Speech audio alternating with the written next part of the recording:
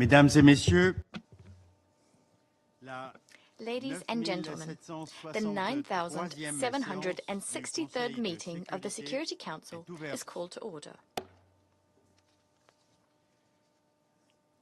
The provisional agenda for this meeting is the situation in the Middle East, including the Palestinian question. The agenda is adopted.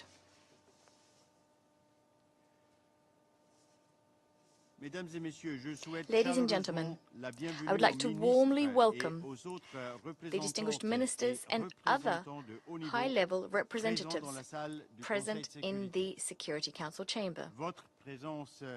Your presence here today underscores the importance of the subject matter under consideration.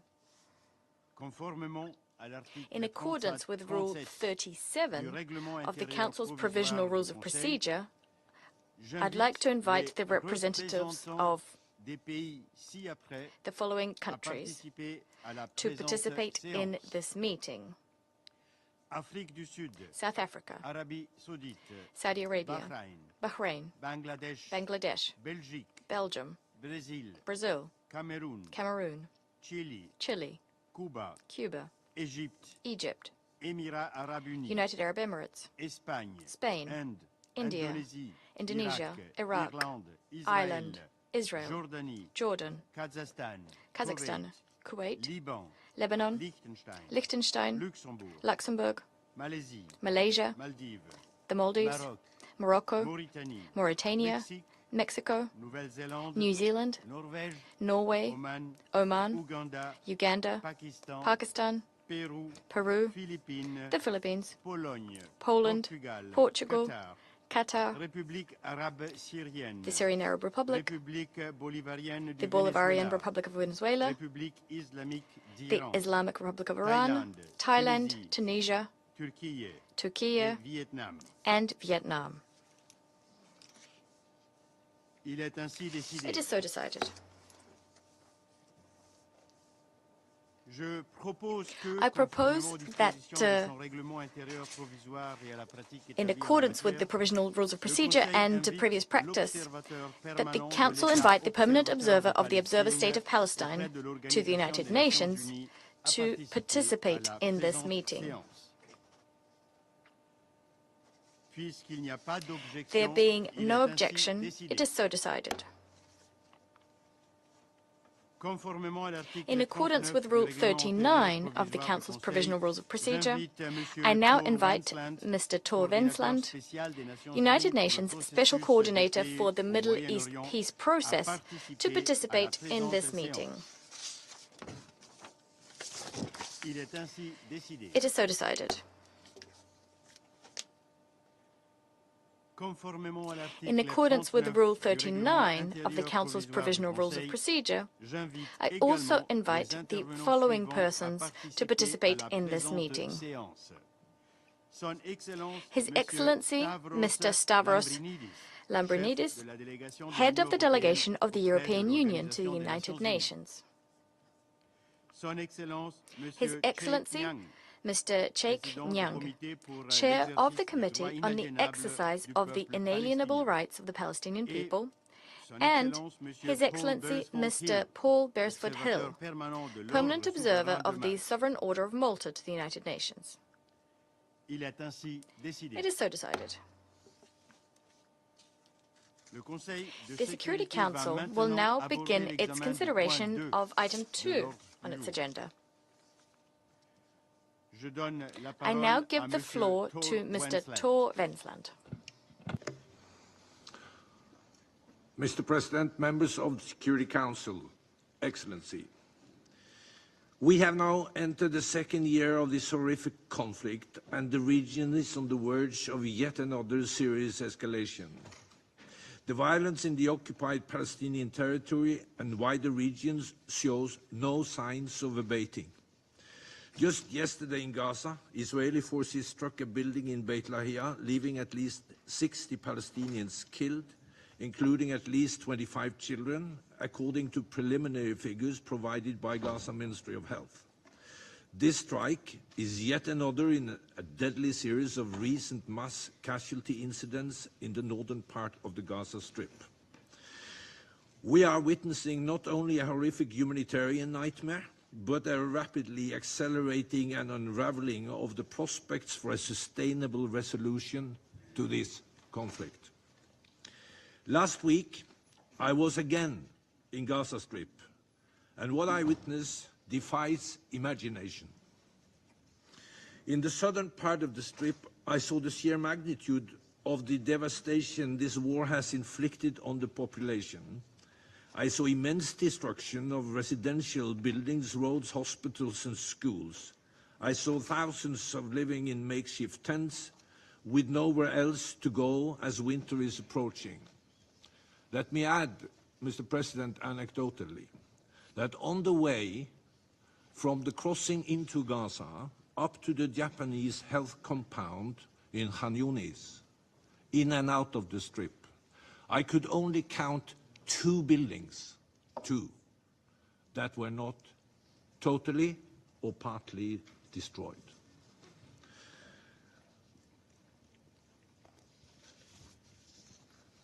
I spoke with our UN colleagues and their humanitarian partners who face increasing challenges in their tireless efforts to deliver vital assistance. They described the dire humanitarian situation in northern Gaza, which was received virtually no humanitarian assistance since the start of October. I heard also from Palestinian NGOs whose demands were very clear. The war must end. Civilians must be protected and they must be able to access assistance to meet their basic needs. And even in the face of just trying to survive, they recognize that there must be a kind of political solution here for the conflict to end, the occupation. In Israel, I've also heard, and repeatedly, the cries of victims.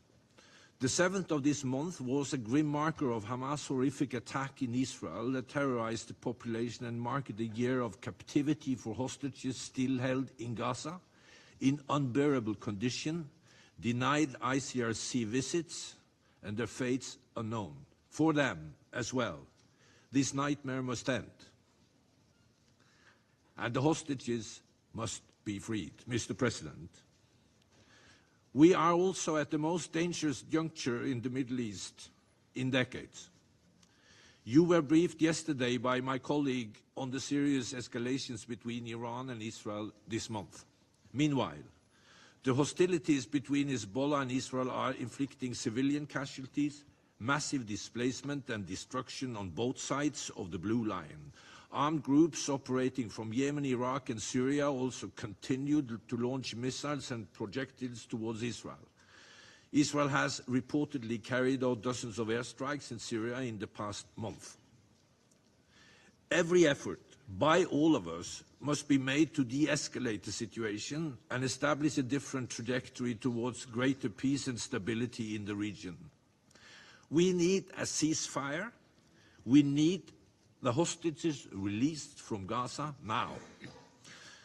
I urge all parties to engage constructively in urgent diplomatic efforts to de-escalate the situation and avoid an endless spiral of death and destruction. In the almost 13 months since the brutal attacks prepared by Hamas and other Palestinian armed groups on 7 October 23, more than 42,000 Palestinians and over 1,600 Israelis and foreign nationals have been killed, with 101 hostages still held in captivity in Gaza.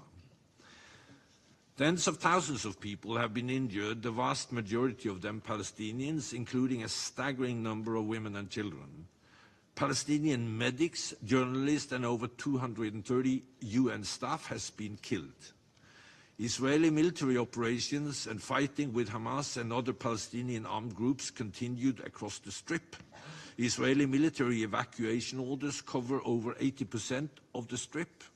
Nearly 2 million people are displaced. In recent weeks, Israeli military operations have intensified in the northern Strip, killing more scores of Palestinians Military actions have also caused the closure of essential services, including water wells and medical facilities, further exacerbating the humanitarian crisis. I again unequivocally condemn the widespread killing and injuries of civilians in Gaza, the endless displacement of the population in Gaza, and the shocking mistreatment of detainees. I also condemn the continued holding of hostages in Gaza and the firing of rockets towards Israeli population centers, which has continued this month. Mr. President, a fundamental shift is required to improve humanitarian operations in Gaza. It is essential to establish a safe, enabling environment, meet operational requirements, including funding, and assure that the Israeli authorities facilitate access that would allow for unimpeded movement of food, shelter materials for the winter, medicine, food, and the capacity to repair essential life-saving infrastructure. The mounting lawlessness inside the Strip must also be addressed. The second round of polio campaign began on 14 October in central and southern Gaza, but and it was very successful with over 90% vaccinated, but we have yet to access the north. I urge Israeli authorities to facilitate the full rollout of the campaign and to facilitate a similar coordinated efforts to meet winter needs. As the focus remains on Gaza and the escalating violence in the region, the situation in the occupied West Bank, including East Jerusalem, is also deteriorating. Violence continued at alarming levels, having intensified since the conflict in Gaza began. During the reporting period, 54 Palestinians, including 3 women and 8 children, were killed, mostly in the context of ISF operations in Area A, which the IDF say are targeting Palestinian armed groups and militants. In the same period, 8 Israelis, including 4 women, were killed by Palestinians in shooting attacks in the West Bank and Israel. Another 2 Israelis, including 1 woman, was killed in separate shooting attacks in Israel by Arab citizens of Israel. On the 1st of October, 2 Palestinians carried out a shooting and stabbing attack in Jaffa, killing 7 and wounding 15. On the 3rd of October in Tulkarem, 18 Palestinians were killed in an Israeli airstrikes, including 1 woman and 3 children. ISF said that they killed a Hamas commander and several Hamas and PIJ militants in the camp. This was the single deadliest such incident in the West Bank in nearly 20 years. With the start of the olive harvest this month, daily settler attacks and harassment continued across the West Bank, sometimes with the presence or support of Israeli forces. On 17 October, an IDF personnel shot dead a 59-year-old Palestinian woman harvesting olives in the West Bank. The olive harvest is critical to the Palestinian local economy. However, settler violence, along with restrictions on access to land imposed by both settlers and Israeli forces, place it at grave risk. I strongly condemn all acts of violence against civilians, including acts of terror. I call on Israel to protect the Palestinian population and to hold perpetrators of all violence accountable. I urge security forces to exercise maximum restraints and use lethal forces only when it is strictly unavoidable to protect life. Mr. President, on 28 October, the Israeli Knesset adopted 2 laws on UNRWA, forbidding Israeli state officials from contact with UNRWA or its representatives and prohibiting UNRWA operations within what is referred to as the sovereign territory of the State of Israel. These developments risk the collapse of UNRWA's operational across the occupied Palestinian territory and severely undermine humanitarian operations in Gaza, which rely on UNRWA. These bills are set to go into effect in 90 days. The right of Palestinian refugees were set out in a General Assembly resolution that predates the creation of UNRWA. Unilateral steps, such as legislation, which seeks to not only undermine UN mandate work, but threaten to further set back a political resolution to the conflict on the basis of UN resolutions and international law, must be avoided. Mr. President, the confluence of challenges across the region requires us to act with urgency to cease hostilities and de-escalate. We must have a ceasefire now. We must have release of hostages in Gaza now. Without a ceasefire, the fundamental shift required to scale up humanitarian assistance that can meet the current catastrophe in Gaza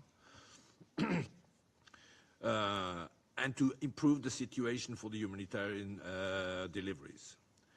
We must also concretely advance a political resolution to the Israeli-Palestinian conflict, including by seizing irreversible and unilateral steps on the ground that undermine two-state solution. We urgently need a set of understandings to establish a political and security framework in Gaza in line with the principles I've outlined repeatedly to this Council. This framework must facilitate a Palestinian government structure that can reunify Gaza and the occupied West Bank, including East Jerusalem, politically, economically, and administratively, with no reductions in its territory, with no displacement of Palestinians from the Strip. All efforts to these ends must be prioritized. I'm very concerned that facts on the ground are being established that will undermine these core principles for years to come. This includes the attempt by Israel to dismantle UNRWA. I have repeatedly said there can be no long-term solution in Gaza that is not political. There must be a path to the end of the occupation and achieve a two-state solution. Mr. President, finally, Israelis and Palestinians don't deserve this unrelenting conflict that has ruined countless lives. They deserve a better future, one without open-ended conflict, occupation, and a regional war.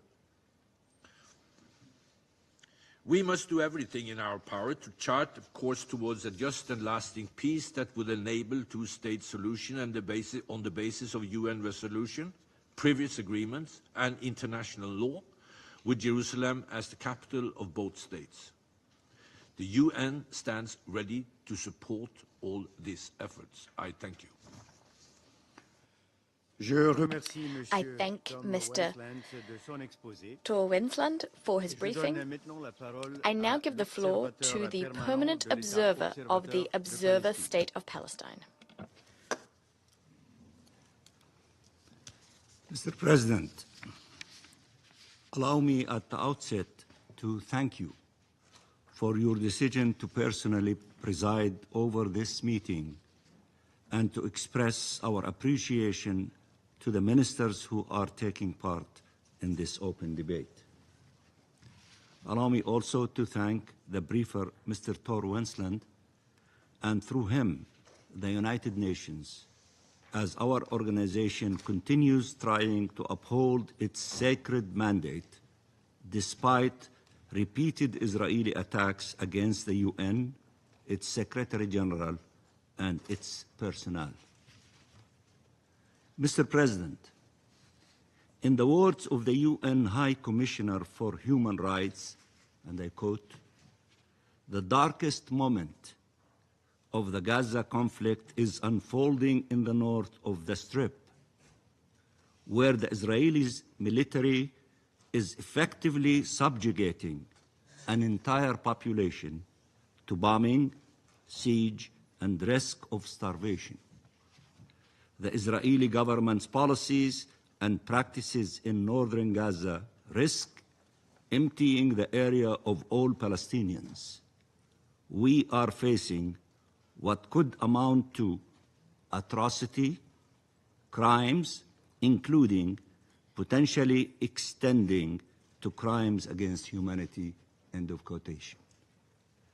The acting Under-Secretary General for Humanitarian Affairs concluded on her part in the Security Council recently, and I quote, "The entire population of North Gaza is at risk of dying," end of quotation. Take a moment to grasp what that means. The entire population of North Gaza is at risk of dying. Hundreds of thousands of Palestinians are at risk of imminent death, faced with the death penalty for refusing to leave their land. I sat in the Security Council week after week, stood before the General Assembly week after week, hoping to be able to tell my people that help is on the way. They endured horrors that you watch on your TV screens and yet can barely comprehend, but their tormentors continue to be shielded and Palestinian victims continue to be abandoned. There is a lot of solidarity and empathy in this council and in these halls and around the world. Many countries are taking bold initiatives for justice to prevail, and we are grateful to all of them. But as we barely scratch the surface of ending Israelis' impunity, Israel continues committing crimes after crime, defying every rule and all states assembled in these United Nations, betting that its will to kill and colonize will outweigh the collective will of the international community to save lives and achieve freedom and peace. Palestinians are besieged, bombed and starved, blamed for being killed. They have nowhere to go, and they know that if they leave, they will not be allowed to return. Israel denies that it is implementing the very plan you see it deploying before your eyes. It is outraged to be accused of crimes it has already confessed to. Israel wants to rewrite international law to consider that indiscriminate killing, targeting of civilians, including humanitarians and doctors and journalists, starvation as a method of war, arbitrary detention, abductions and torture, willfully causing great suffering or serious injury to body and health, wanton destruction, forcible displacement and colonizations are all legal as long as they are committed by Israel. They are barbaric only if committed by others.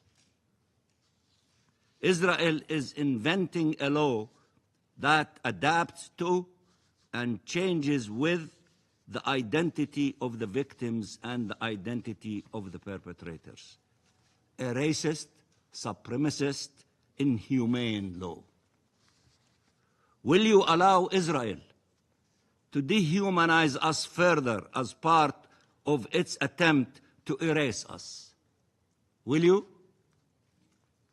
Will Israel succeed in making the destruction of the Palestinian people, starting with northern Gaza, acceptable to you? Or at least convince you it is inevitable and there is nothing you can do about it? There is a lot you can do. The Palestinian people did not surrender, neither should you. I said that more than one time. I repeat it, neither you. Mr. President, the ICJ delivered provisional orders considering that there is a real and imminent risk that irreparable prejudice will be caused to the rights found by the court to be plausible, including the right of the Palestinians in Gaza to be protected from acts of genocide and related prohibited acts identified in Article 3 of the Genocide Convention. Instead of abiding by these orders, Israel did not only breach them, it obliterated them, doubling down on its genocide. What was a real and imminent risk 10 months ago has become an undeniable reality today. Are states willing now to finally denounce this genocide, especially given Israeli crimes in northern Gaza? Are they willing to act accordingly? If not now, when? Once there are no more lives to save? Mr. President, Israel understands that to be able to pursue its genocidal and colonial campaign, it needs to dismantle the international law-based order or to carve an Israeli exception within it. It understands that the UN, its representatives and agencies, as well as the ICJ, the ICC, the humanitarian community, the journalists, are all obstacles on the way. It is no coincidence that this is the conflict with the most UN staff, humanitarians, and journalists killed. It is no coincidence that Israel has made outrageous accusations and led unprecedented attacks against the UN, the courts, the humanitarian, and media organizations in an attempt to intimidate and silence them.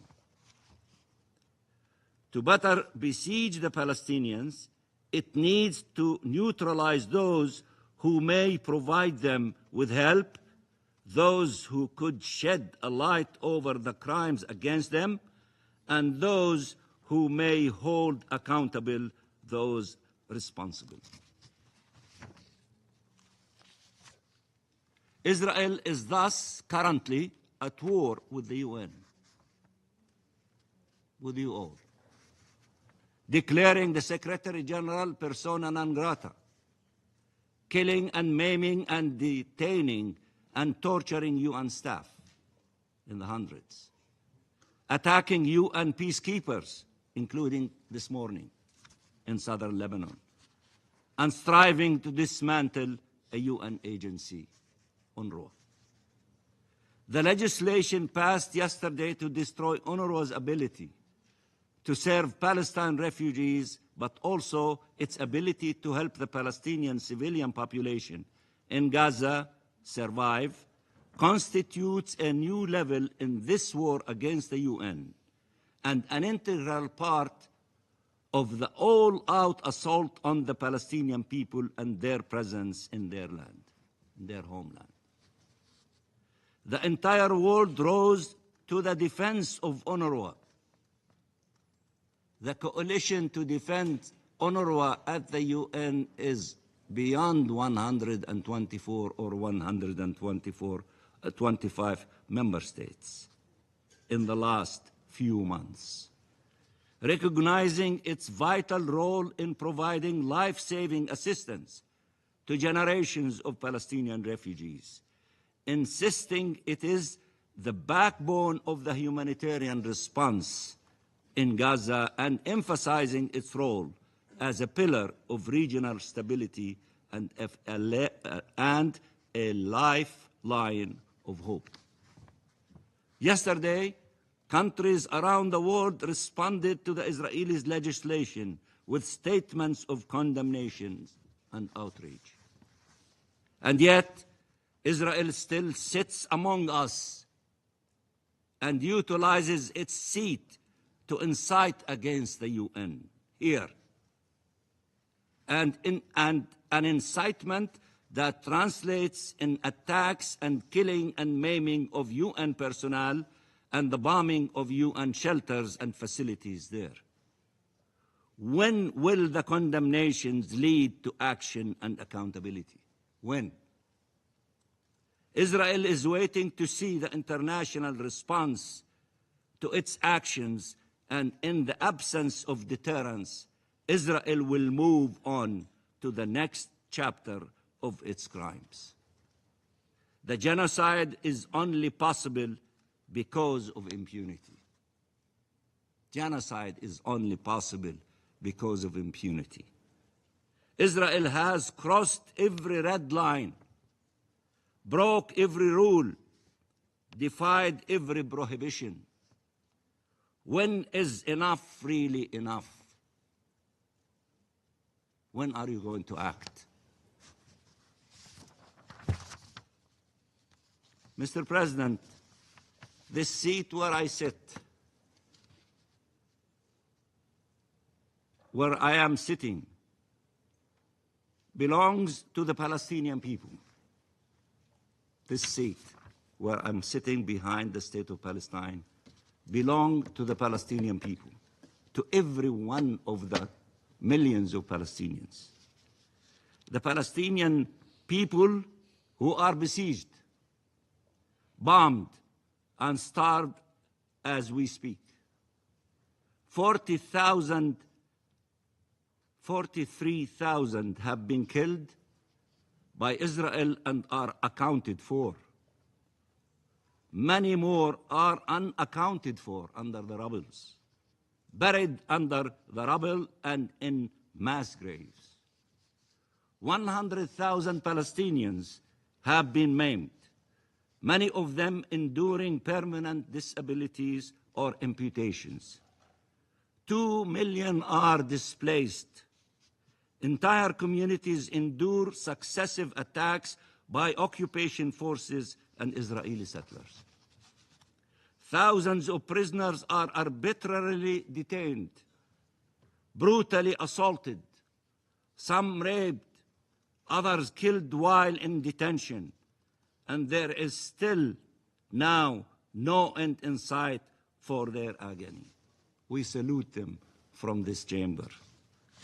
They are the bravest among us.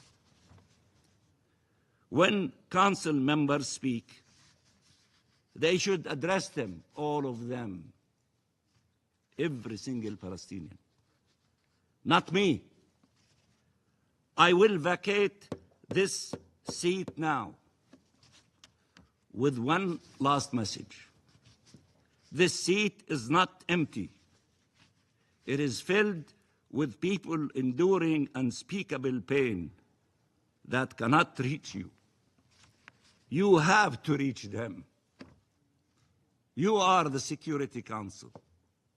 You have to reach every single person who is in pain among the Palestinians. That is your duty. Reach the child who, after being amputated and having lost his parents, finds himself in a tent, still under the bombs and with nothing to eat. The mother who still talks to her little child, imagining he could still be alive after months under the rubble. The father who left to find food for his family, only to return to find them all killed. Talk to them. Tell them what you intend to do. Tell them what you intend to do. Or tell them they are left alone to die. Honor the memory of those killed and save those who can still be saved by deciding on an immediate and unconditional ceasefire and the provision of life-saving assistance, while all efforts continue to ensure implementation of this Council's resolutions. By ending impunity and ensuring accountability, by finally bringing to an end this terrible injustice, let your actions match your words. Stop this genocide or forever remain silent. Thank you, Mr. President. Je remercie l'observateur permanent I de thank l'État the observateur de permanent Palestine observer de sa from the déclaration. Observer State of Palestine for his statement, and I now give the floor to the representative of Israel. Thank you, Mr. President. Just a few days ago, many of you heard the testimony delivered by freed hostage Amit Susana here in the UN. She recounted her ordeal in chilling detail. Chained alone by the ankle, unable to move, and repeatedly sexually assaulted by a Hamas terrorist guard. She was forced to enter the bathroom at gunpoint, her guard subjecting her to disturbing questions and violations, knowing full well what was going to happen next. After the assault, she was forbidden even to cry or show emotion. In her appeals to member states, she begged for urgent action to secure the release of others still held captive, warning against the blind eye she feels has turned to their suffering. Given how little the hostages are mentioned by so many, it seems the blind eye she pleaded you not to turn is still blind to their suffering. However, we will not look away. We will not forget. To any hostage who might hear me, we will never forget you, never abandon you, and never stop until you are all safely home. Colleagues, each of you will speak today about UNRWA, but I have been speaking about the UNRWA's infiltration for years. In the last year, we have exposed UNRWA Gaza as a terrorist front, camouflaged as a humanitarian agency. Its payroll resembles a most wanted list rather than an aid organization. The scandals which have exposed UNRWA Gaza are almost too many to count. Nearly every time we gather here, I have new outrageous information to share on UNRWA. Less than 2 weeks ago, I shared that an UNRWA clinic was acting as a weapons storage and launch site, disguised by the blue banner of the UN. Less than a week before that, we exposed that the head of their teachers' union in Lebanon moonlighted as a Hamas commander. Or more accurately, he was a Hamas terrorist moonlighting as an UNRWA teacher. Now I can share the details of the elimination of Muhammad Abu Itiwi. He had been employed by UNRWA since July 2022. It therefore cannot be a shock that he was also a commander in Hamas's vile Nukba forces. He personally participated in and directed the brutal murder, rape, and kidnapping of Israeli civilians on October 7. Let me repeat, while Muhammad Abu Itiwi was collecting UN-funded paychecks every month, he was murdering and kidnapping Israeli civilians. It was Abu Itiwi who led the savage rampage on the bomb shelter in Re'im in southern Israel. Dozens of young people hid for their lives while their friends were being raped and murdered at the Nova Music Festival. Abu Itiwi led his men in murdering almost all of the young people hiding in the shelter and kidnapping the survivors. A UN paycheck was waiting for him in his letterbox when he went back to Gaza. After we delivered justice to this terrorist, UN officials had the audacity to mourn him. The Secretary General himself expressed outrage at his elimination.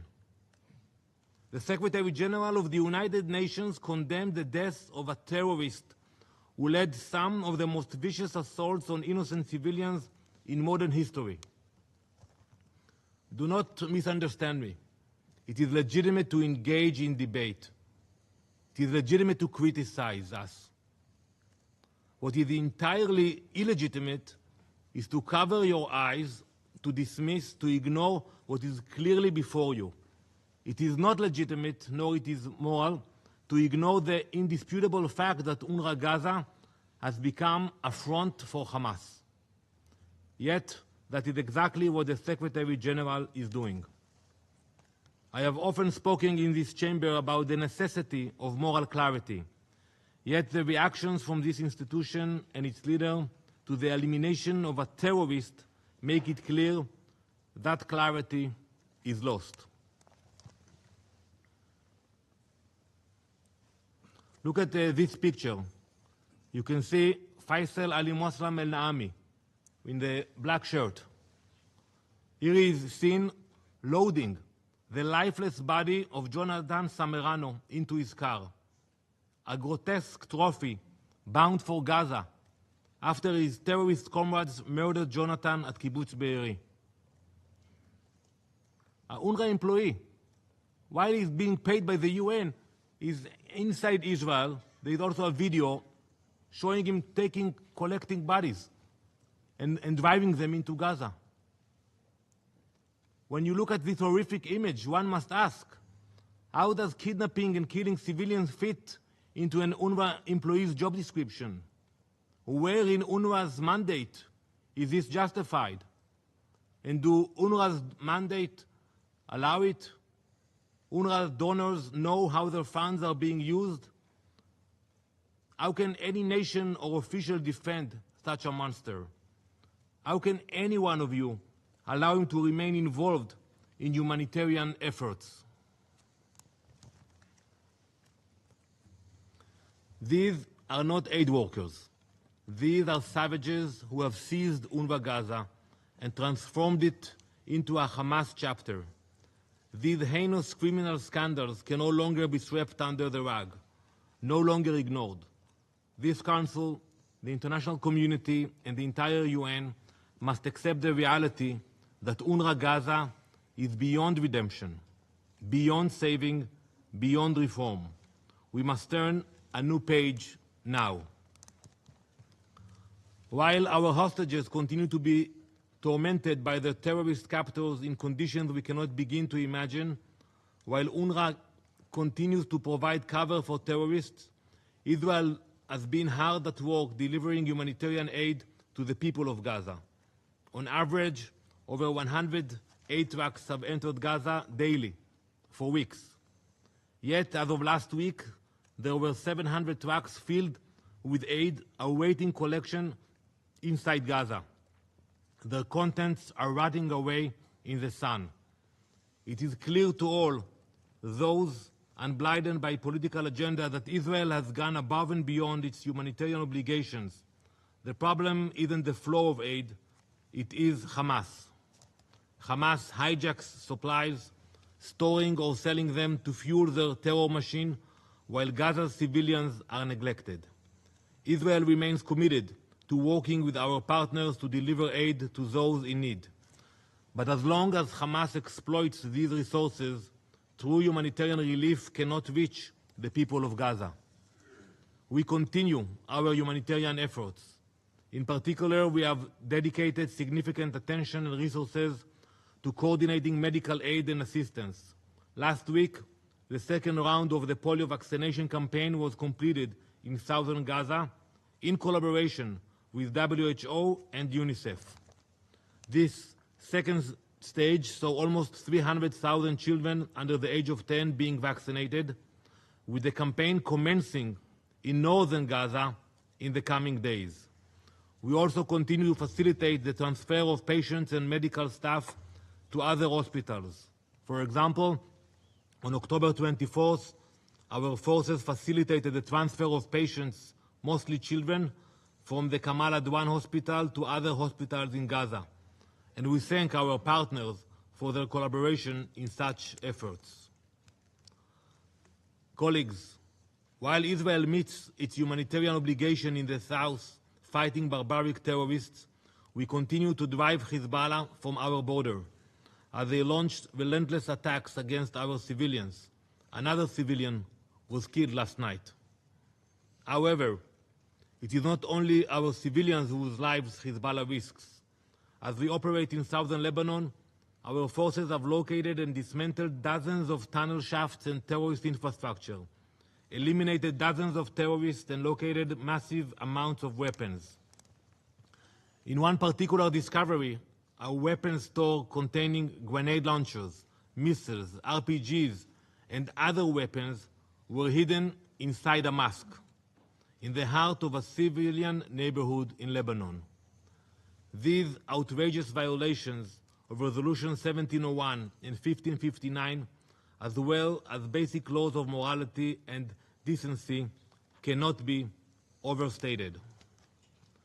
We have also proven time and time again the exploitation of unified positions by Hezbollah.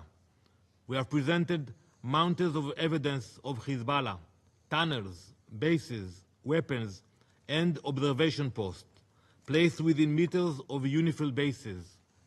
This situation cannot continue. UNIFIL neglected its reporting obligations on these flagrant violations for the past 2 decades. There must be change, and that change can only begin when we uproot Hezbollah from southern Lebanon, protecting Israeli and Lebanese civilians, along with the peacekeepers themselves. The Council must remember that the enemies we face do not care for human life. They do not care for the well-being of those they pretend to protect. They have only one aim: death and destruction. We have been under attack from 7 fronts for over a year now. We will continue to carry out all necessary operations in accordance with international law to ensure the safe and secure return of our 70,000 internal refugees. Mr. President, as we approach the 77th anniversary of the vote on the UN partition plan, some are under the impression that the UN somehow gifted Israel to the Jewish people, and that this gift must now be placed under a microscope. But make no mistake, you gifted us nothing. The land of Israel has been our homeland for over 3,000 years. That UN resolution was accepted by Israel, but was immediately rejected by the Arab states. Not only was it rejected, but it was also used as an opportunity to launch an invasion. They had every intention to wipe us from the face of the earth.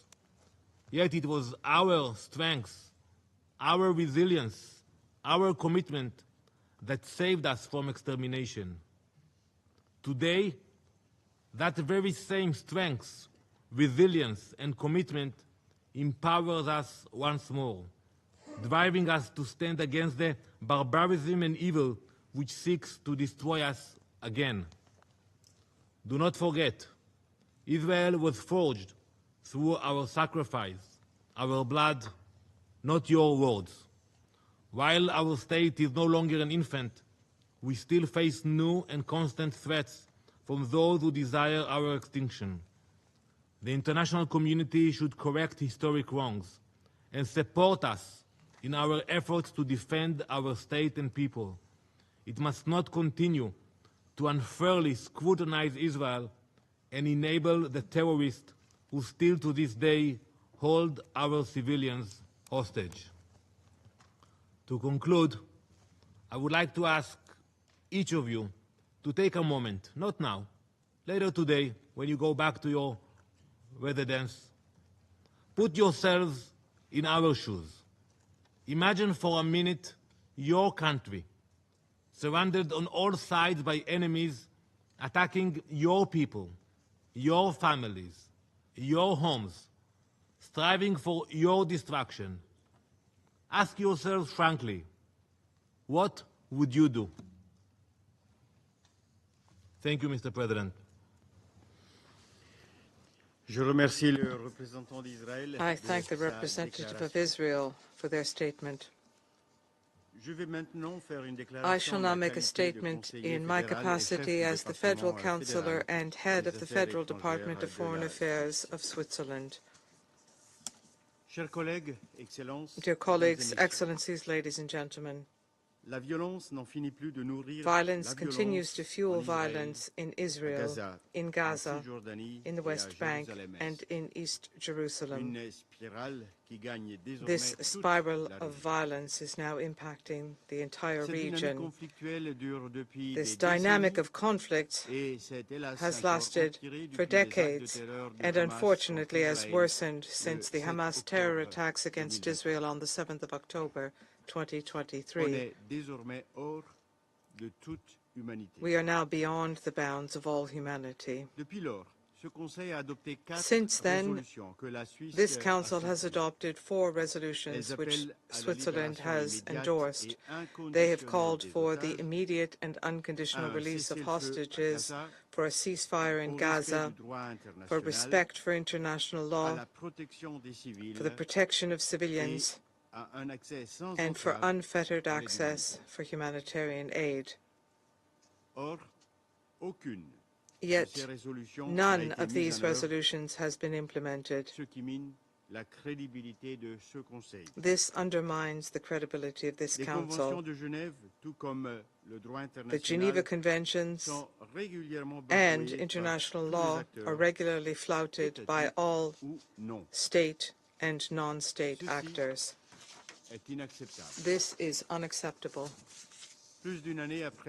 More than a year after the 7th of October 2023, Hamas is still holding 97 hostages and is indiscriminately pursuing hostilities against Israel. More than a year after these acts of terror, regional escalation could not be prevented.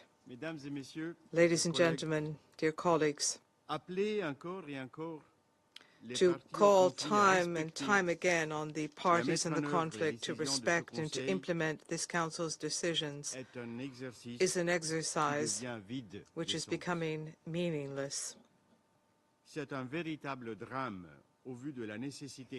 This is a genuine tragedy given the growing need to implement our decisions. To launch such appeals does not mean much if all of us, those of us in this room and those on the battlefield, are not living up to our responsibilities. That is a responsibility we bear as signatories to the Geneva Convention.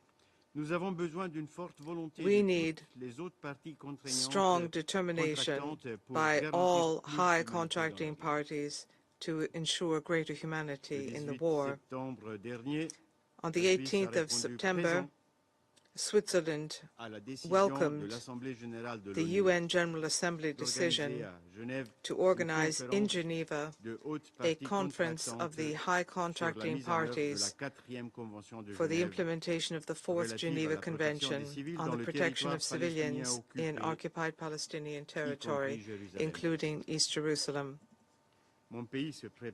My country is preparing to take on that task.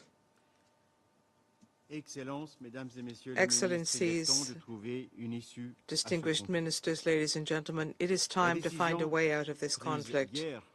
The decision taken yesterday by the Israeli parliament against UNRWA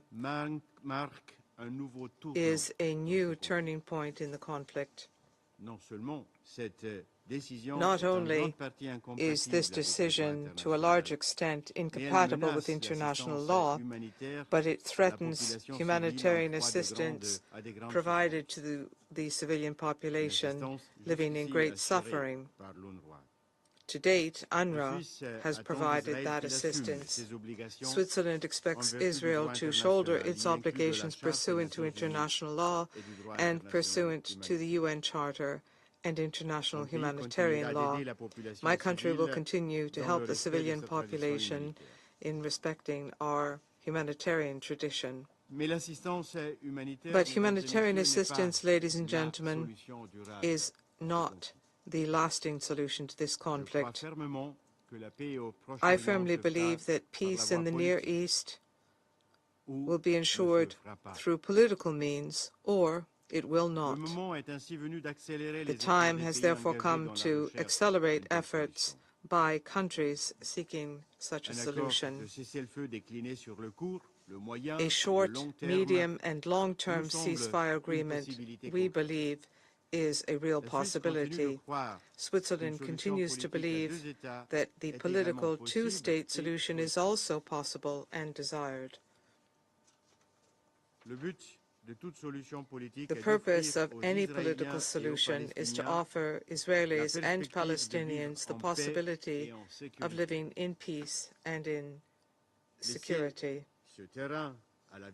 To leave this land to violence and to destruction is not an alternative worthy of the values which we represent here in this Council, nor is it an alternative compatible with our humanity. Let us therefore work together on a political solution with the parties in the conflict, with states of the region who are committed to a two-state solution, and with members of this Council. Switzerland welcomes any initiative in this direction, and I will mention three, although there are more. Mediation by the United States, Qatar, and Egypt for the release of hostages and a ceasefire in Gaza, or the launching on the 26th of September here in New York of the Global Alliance to push for a two-state solution. Tomorrow we will be participating in the first meeting to be held in Riyadh. That is a follow-up meeting. Or France's initiative for a political solution to the alarming situation in Lebanon. My country calls on all parties to the conflict to commit in good faith to negotiations and to respect their obligations under international law.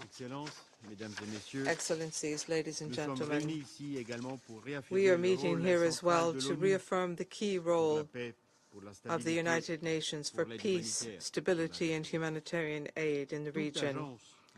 Any UN agency must be able to carry out its work and help individuals in need, and the UN Secretary-General must be able to speak without hindrance with all parties. Any unilateral attempt to weaken his mandate will only weaken multilateralism as a whole. We created multilateralism in point of fact to guarantee peace and security in the world. This is a world in which Switzerland is prepared to play its part. Thank you for your kind attention. I resume my function as President of the Council. I now give the floor to His Excellency Mr. Hugh Hilton Todd. You have the floor.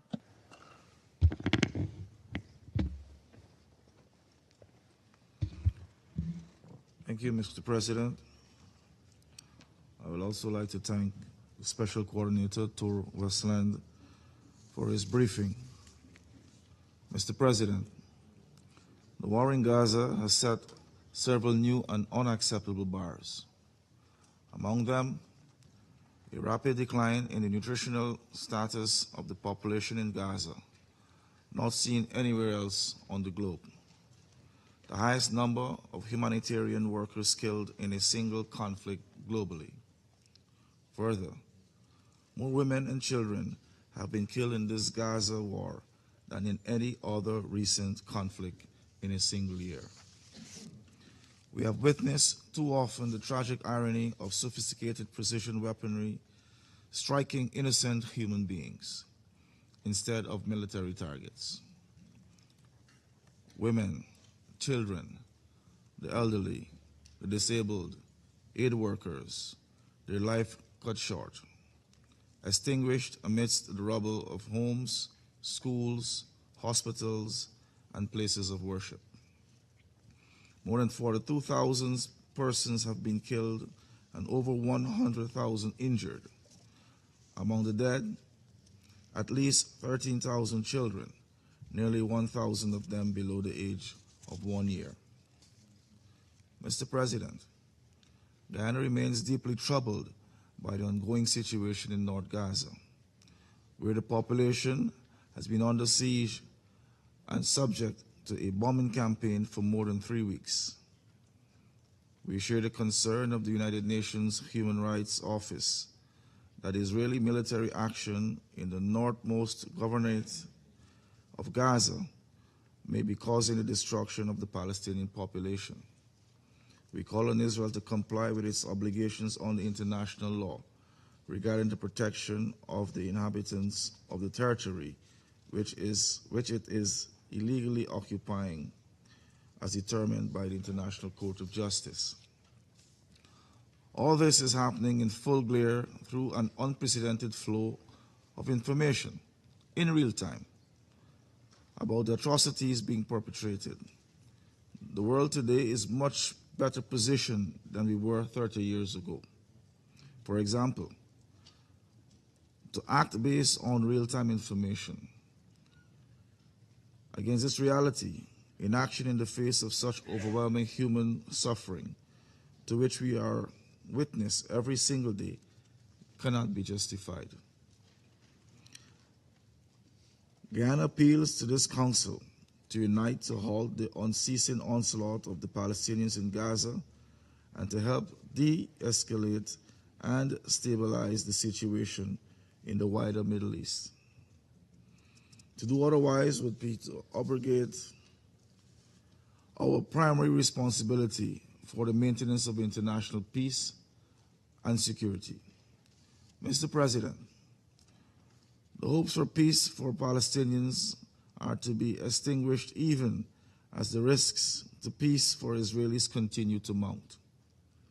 We are concerned that the prospects for the future of peace in the Middle East will further be endangered if the persistent cycle of violence and recrimination is not curtailed. We also caution against the perils attendant upon the othering of people, which, as history has shown, could engender the most egregious violations of human rights. The Security Council, aided by international law, has a duty to act on the side of peace and justice and in favor of a two-state solution. Mr. President, the bills passed in the Israeli parliament yesterday regarding UNRWA's operations in the occupied Palestinian territory gave cause for grave concern. They risk compounding the oppression of the Palestinian people. Should UNRWA be dismantled, the implications would be devastating for the millions of Palestinians who depend on its life-saving services in the absence of an independent Palestinian state. UNRWA's mandate was created by the General Assembly and can therefore only be altered by that body. We urge careful consideration by all concerned of the implications of unilateral action in a sensitive case. Mr. President, I conclude by underscoring the following 3 points. First, achieving a ceasefire is now more urgent than ever, and the Security Council must immediately rise to the occasion.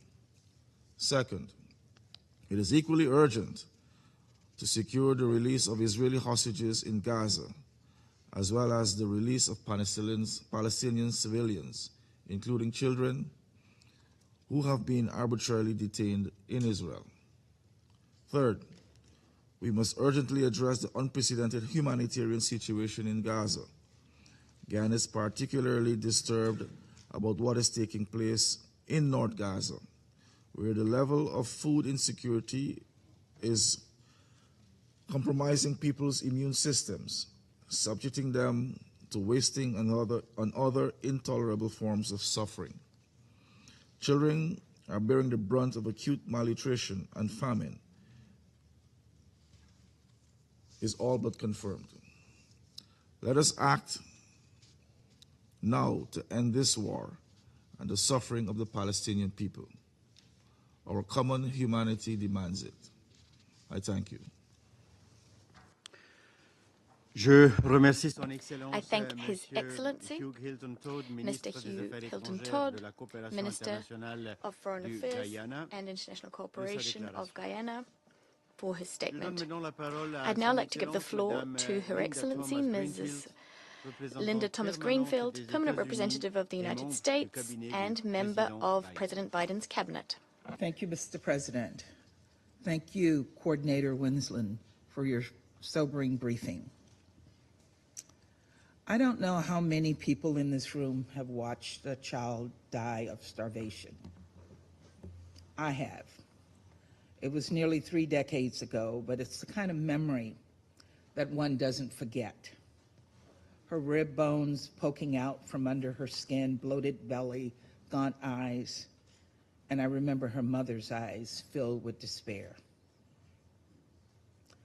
And I think about her as we have seen reports that no food assistance has reached Jabalia or Beit Lahia since early October.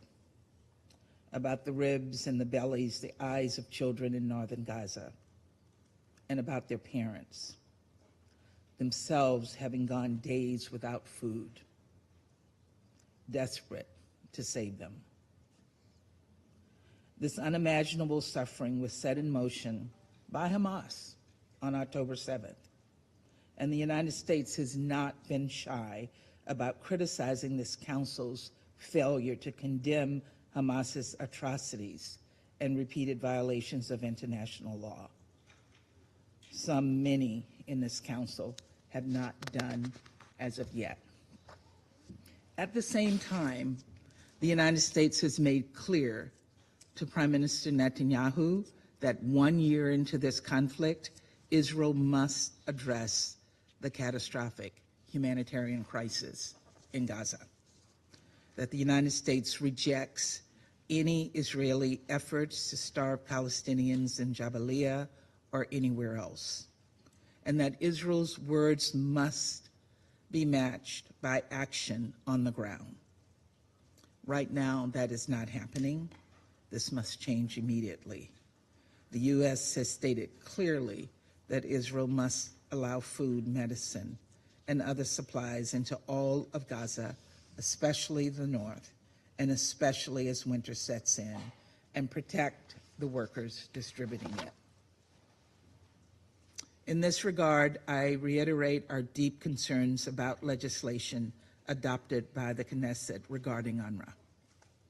There's no denying the fact some UNRWA personnel were involved in the October 7 attacks. This council heard directly from families of hostages taken into Gaza by UNRWA staff, as we just heard from the Israeli ambassador. UNRWA itself has confirmed that there were some Hamas members found among its personnel.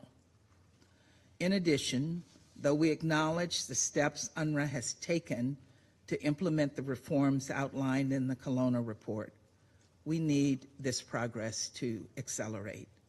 And we call on the Secretary General to create a mechanism to review and address allegations that UNRWA personnel have ties to Hamas and other terrorist groups. At the same time, we know that right now there is no alternative to UNRWA when it comes to delivering food and other life-saving aid in Gaza. Therefore, we have concerns about this legislation being implemented. Instead of speaking at one another, Israel and the UN must speak to one another to address the fears that led to the Knesset's legislation and to ensure that UNRWA can fulfill its critical mandate, rebuild confidence in its mission, and the hundreds of staff who are not associated with Hamas. In addition, as President Biden has reiterated, Israel must conduct its operations in Gaza in a way that protects civilians and adheres to international law.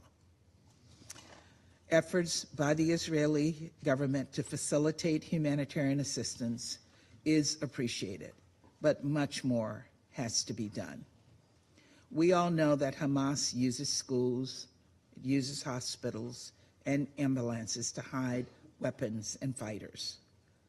But harrowing reports of medical staff being arrested by Israeli forces at hospitals in northern Gaza are also deeply troubling. We urge Israel to publicly address these allegations immediately.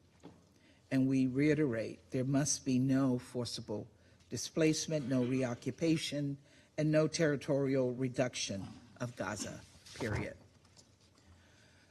Colleagues, in addition to sounding the alarm over the urgent humanitarian situation in Gaza, we must also not ignore the rising violence in the West Bank.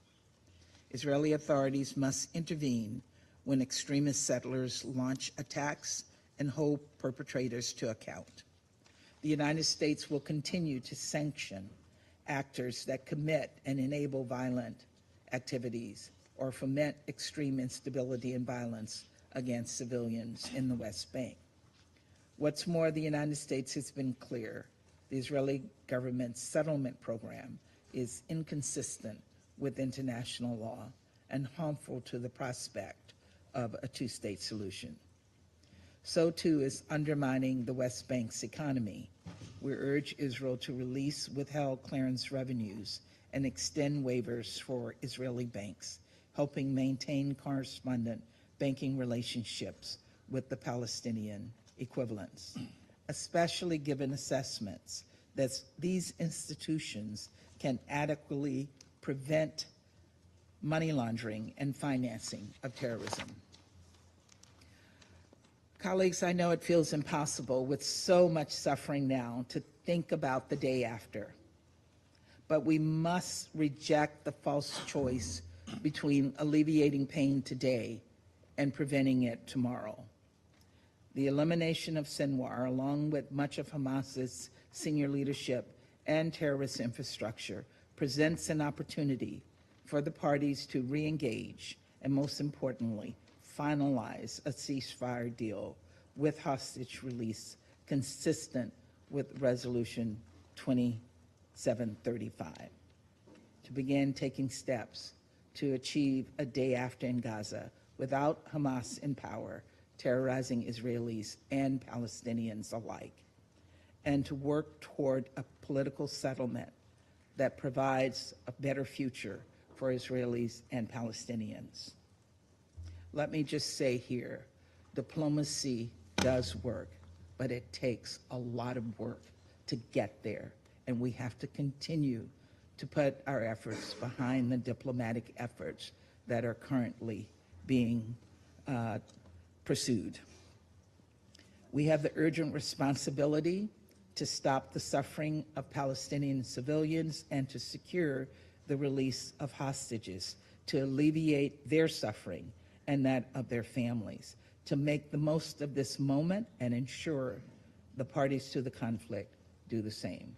Thank you, Mr. President. I thank Her Excellency, Mrs. Linda Thomas-Greenfield, for her statement. I now give the floor to the representative of Algeria. Monsieur le Président, Excellence, Monsieur President, Cassis, Your Excellency, Ignacio Cassis, at the outset, I would like to thank you for convening this meeting of the Security Council. And we extend our sincere thanks to Mr. Wennesland for his briefing. For over a year now, the Middle East, and Palestine in particular, have been gripped by worsening violence. The brutal Israeli aggression escalates daily, spilling over into Lebanon, into Syria, and beyond.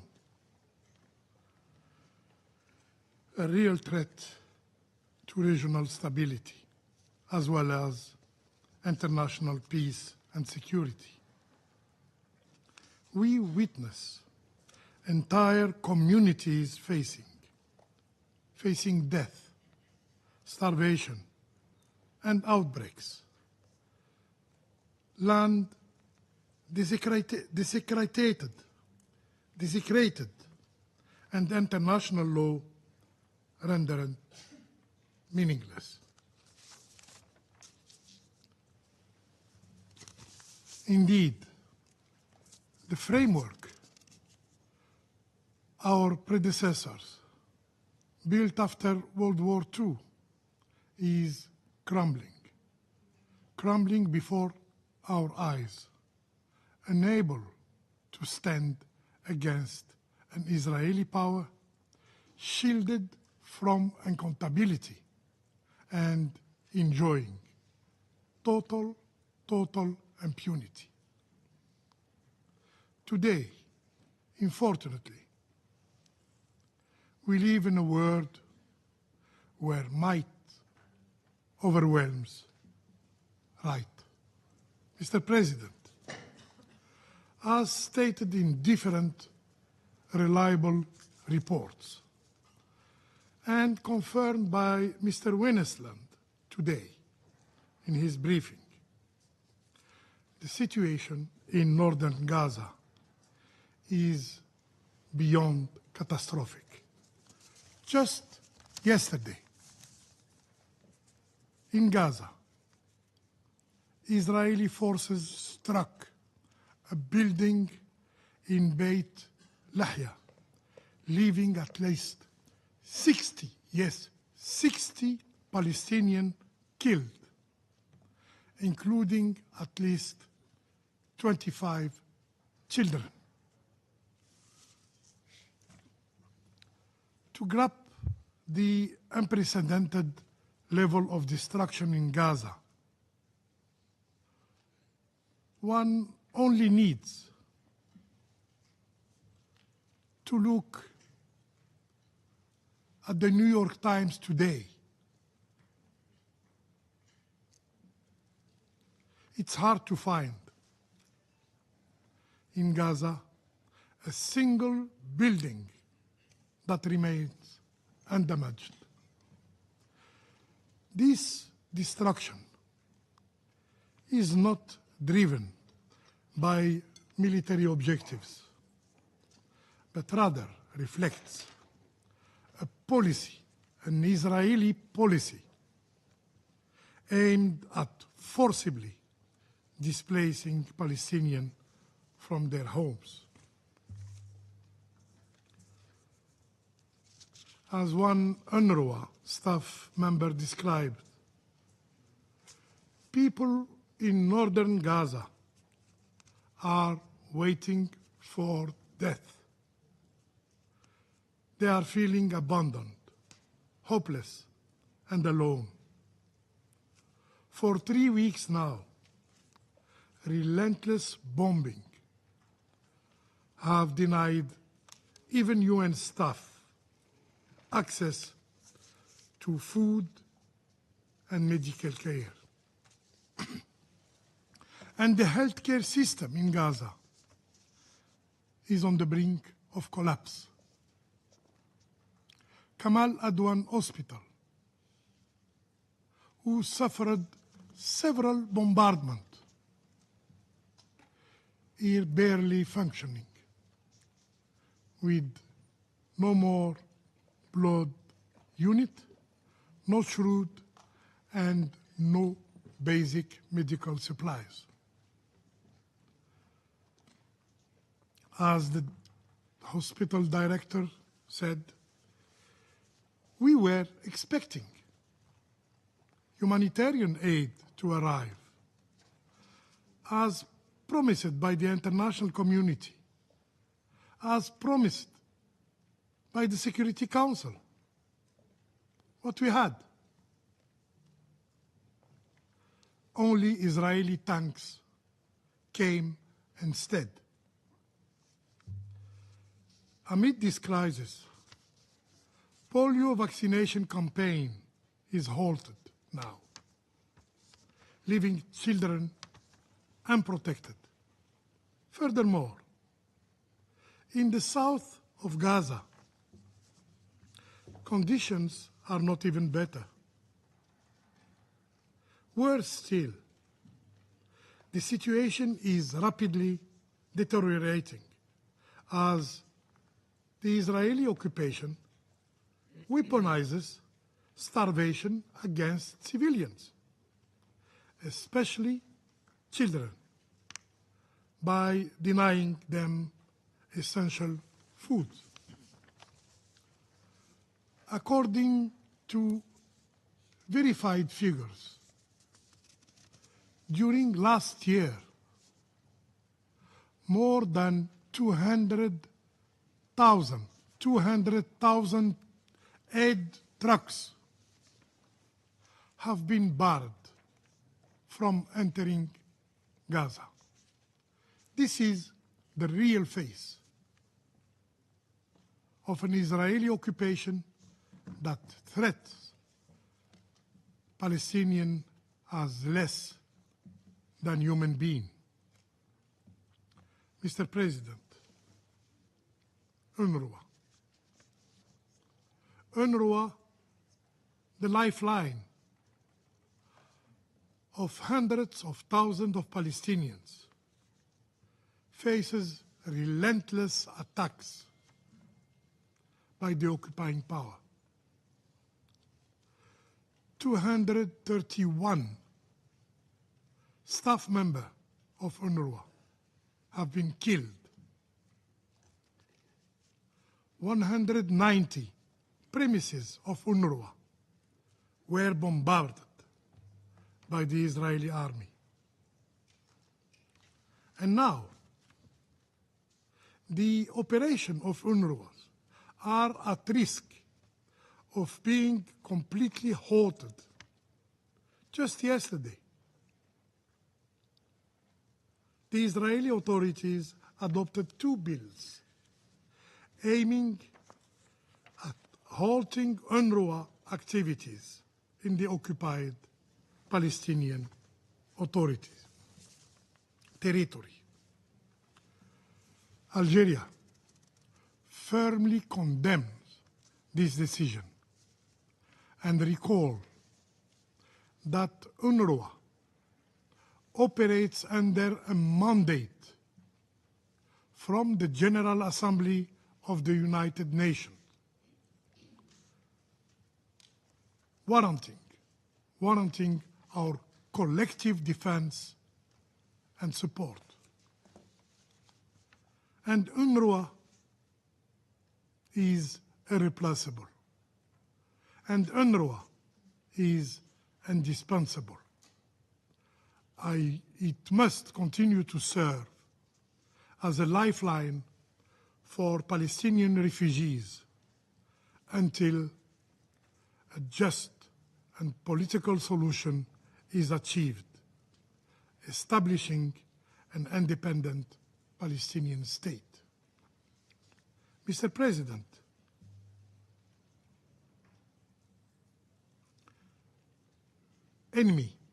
enemy of transparency and accountability.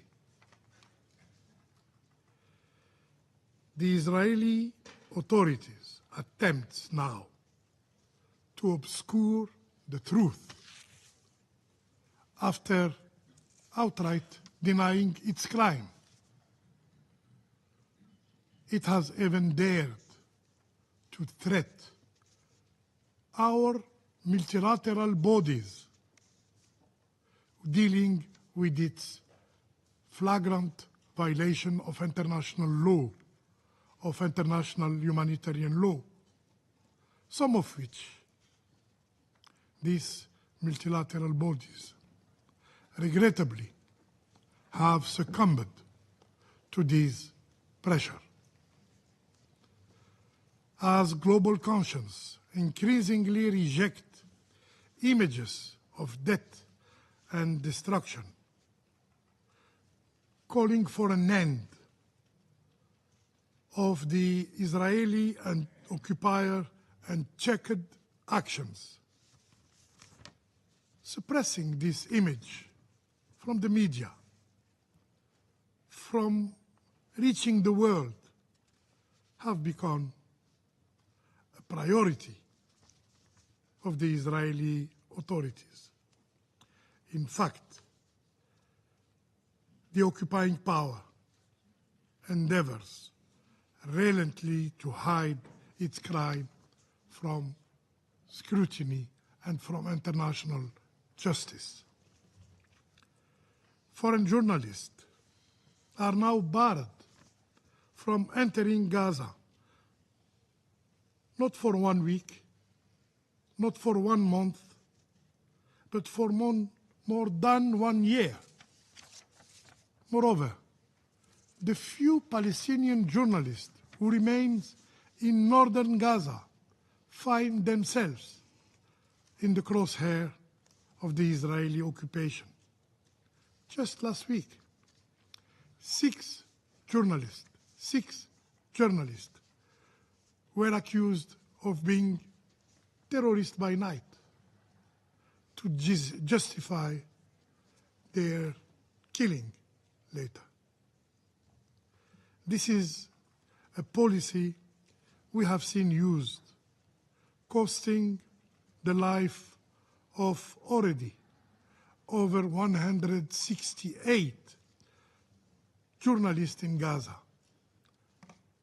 and now tens of them in Lebanon.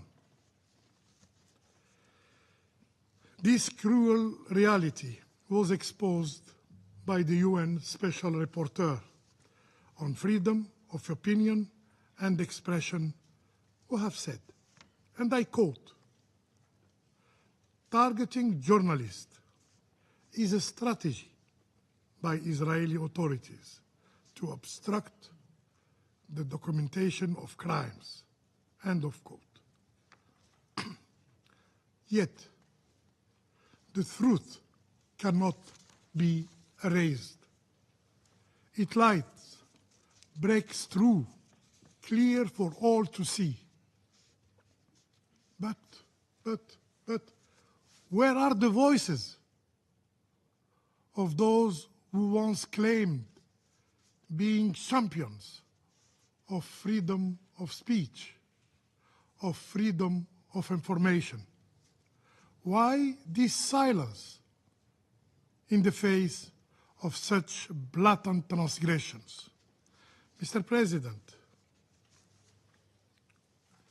unfortunately, our recent deliberations have reduced Palestinian nightmare, Palestinian suffering, into a mere count of aid trucks. However, the source of the suffering of the Palestinian people is not just a humanitarian crisis. It is a political crisis rooted in decades of occupation, decades of oppression, dating back to the Nakba.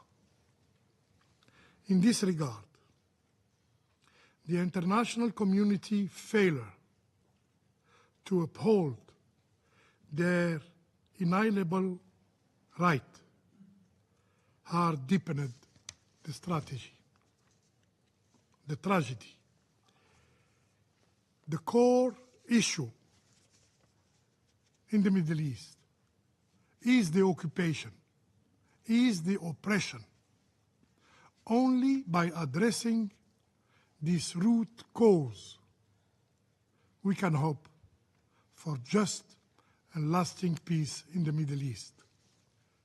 Let's work together to impose, yes, to impose an immediate and unconditional ceasefire in Gaza, in Lebanon, and to launch a genuine peace process that brings an end to the occupation of Arab land. I thank you. I thank the representative of Algeria for his statement. I now give the floor to the representative of the Republic of Korea. Thank you, Mr. President. I would also like to thank Special Coordinator Tor Wennesland for his briefing.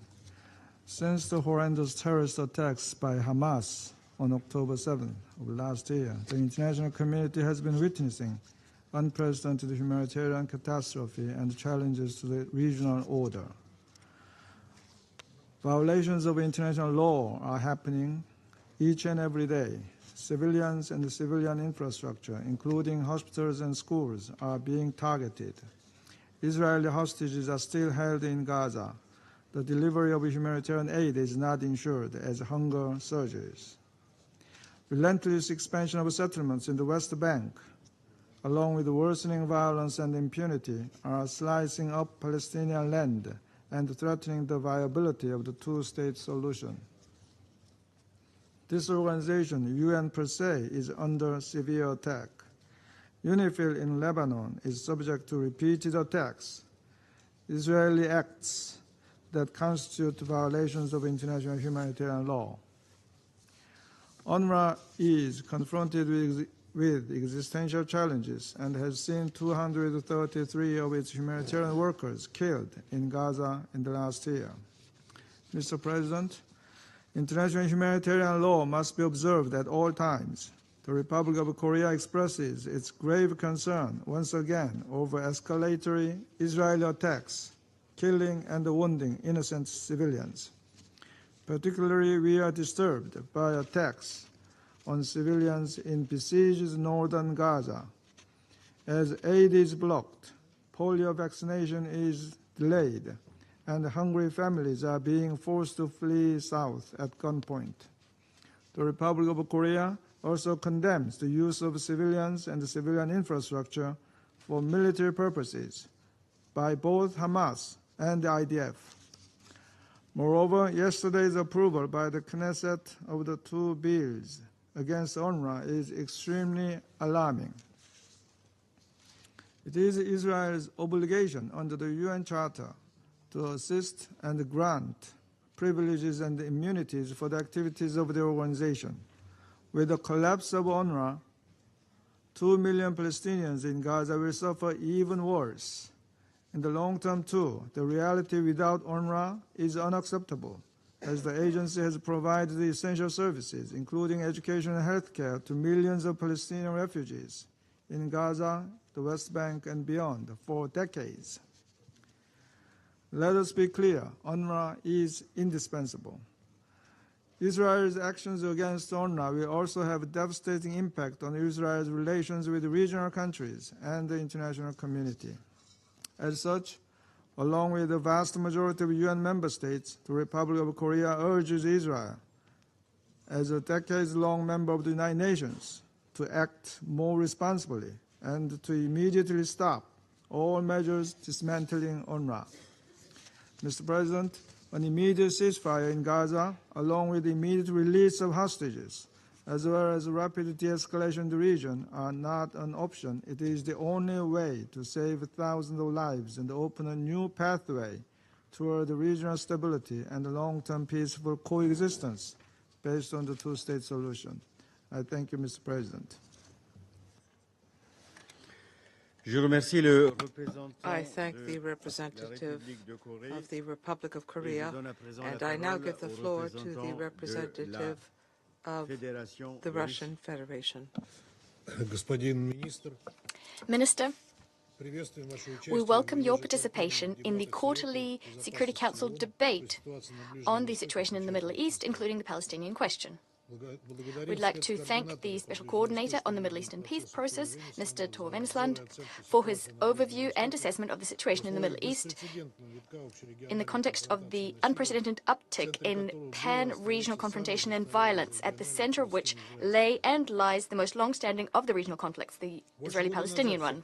Over a year ago, in the Gaza Strip, the flames of war blazed with renewed intensity. The war is already the bloodiest in the long line of Arab-Israeli wars. The number of people killed, wounded, and missing is now over 150,000, and it continues to rise unabated. Most of the victims are peaceable civilians in Gaza, among which, in fact, the majority of which are women, children, and older persons. Day in, day out, in the north of Gaza, there are reports of airstrikes on IDP and refugee camps. Owing to the latest IDP attack on Beit Lahia on the 26th of October, over 49 people died, over 80 were wounded.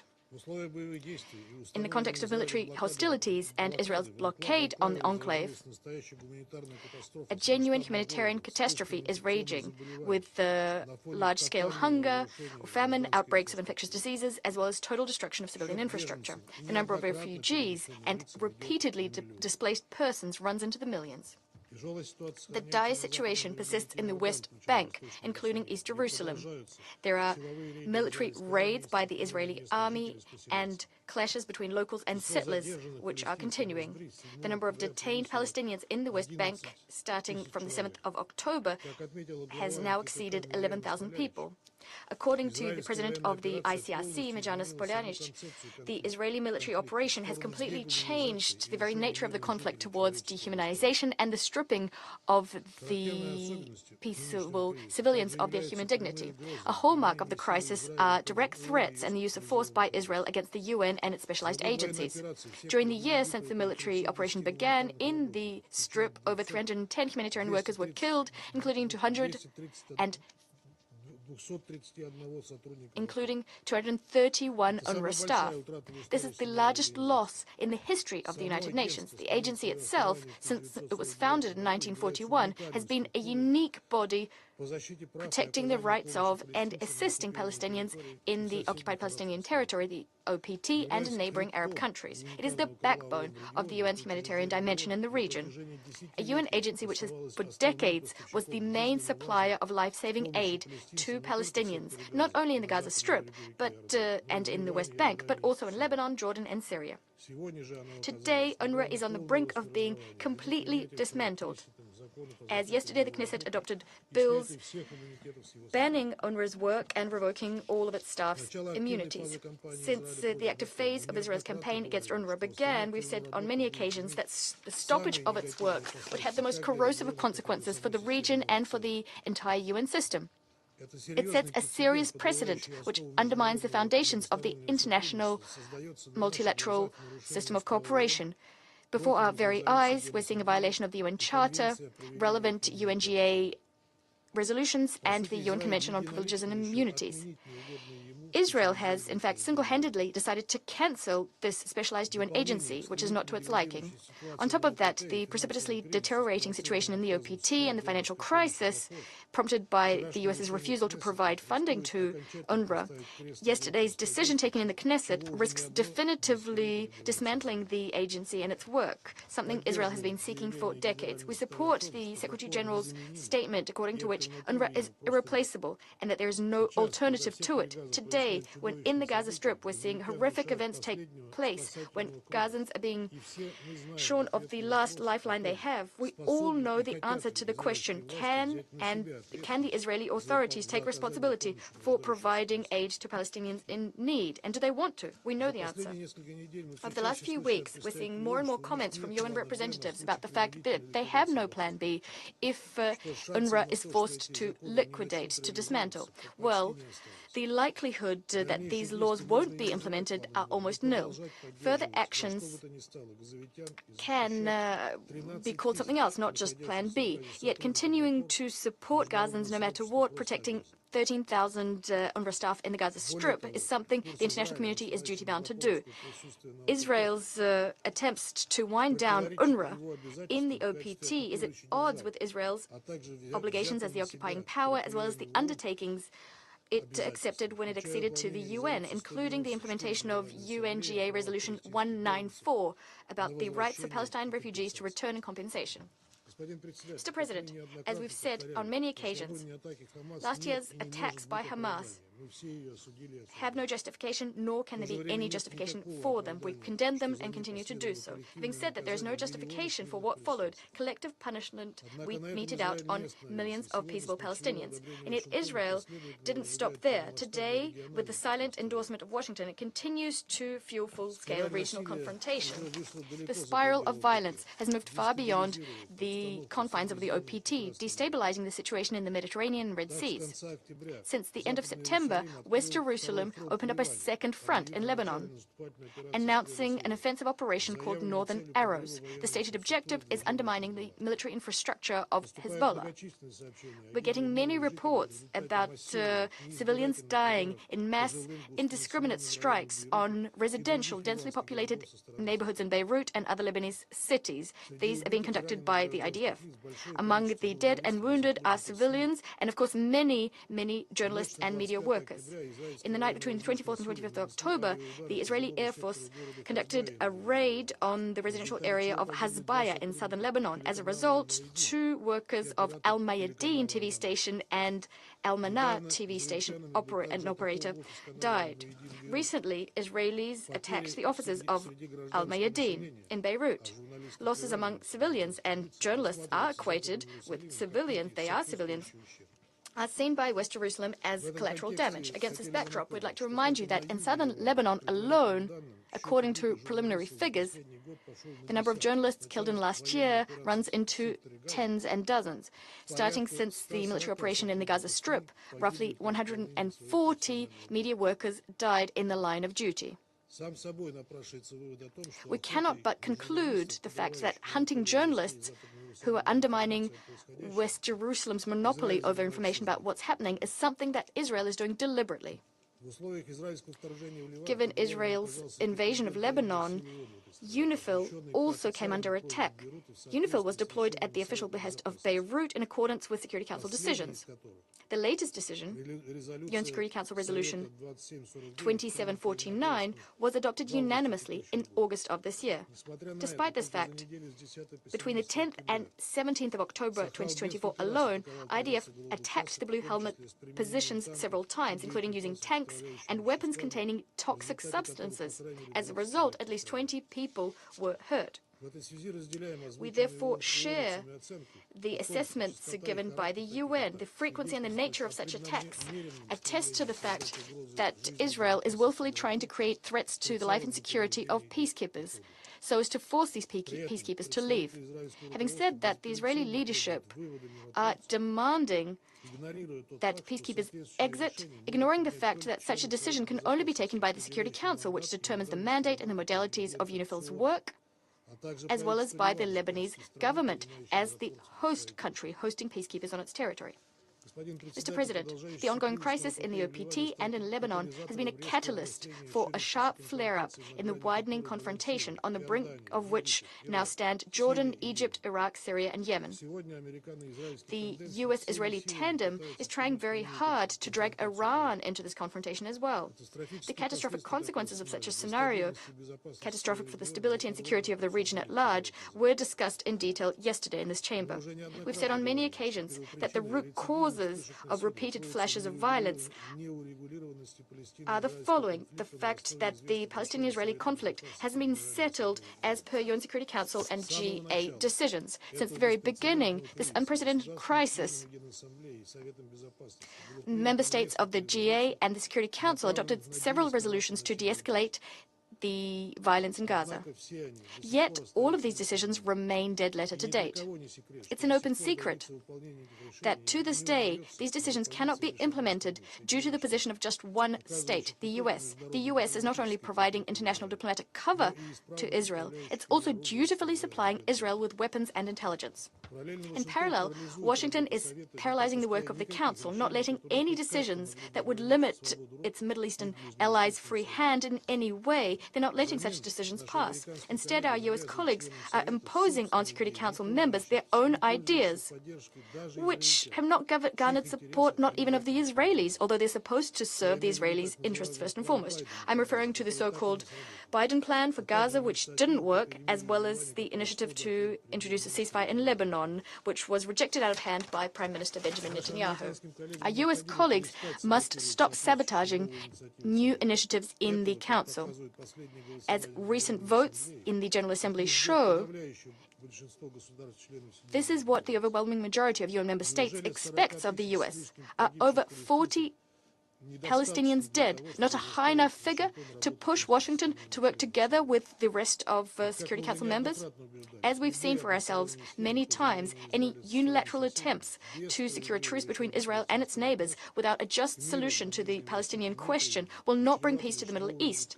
They will prompt nothing but another cycle of escalation, similar to the one we're seeing in the region today. Mr. President, without a doubt, Israelis have a right to ensure their own security. Yet the path thereto lies exclusively through a comprehensive process of Middle Eastern settlement and the realization of Palestinians' lawful right to their own state within 1967 borders with East Jerusalem as its capital. To this end, we must ensure the implementation of relevant UN Security Council resolutions. We need to end the large-scale bloodshed in the region and prevent the Middle East slipping into the abyss of a major war. We insistently urge all parties involved within the region and beyond it to exercise restraint, to end violence, and to avert the catastrophic scenario from coming to pass. If we want a peaceful future for Palestine, for Palestinian, Lebanese, Syrian, and Israeli children, we must act now. We must not dither.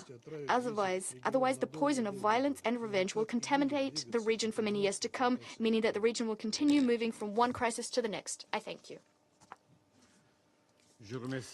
President, I thank the representative of the Russian Federation for his statement. I now give the floor to the distinguished representative of France. Mr. President, I'd like to thank Mr. Wennesland for his briefing.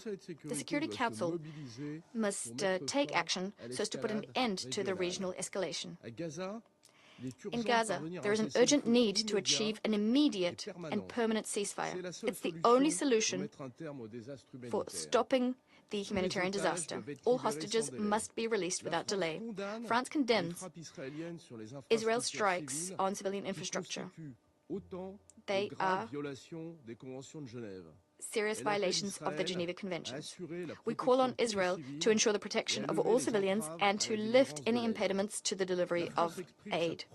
France is deeply disquieted by the extreme gravity of the situation in northern Gaza, where famine is already raging.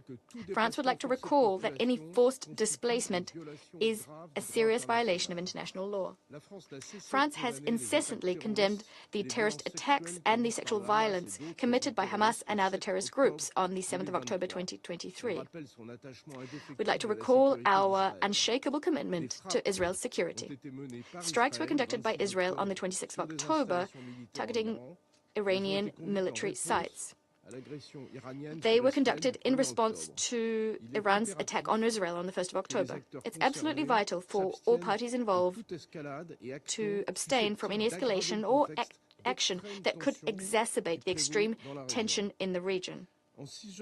In the West Bank and in East Jerusalem, Israel must put an end to its settlement policy. This policy is illegal. The settlers' policy of terror must also cease.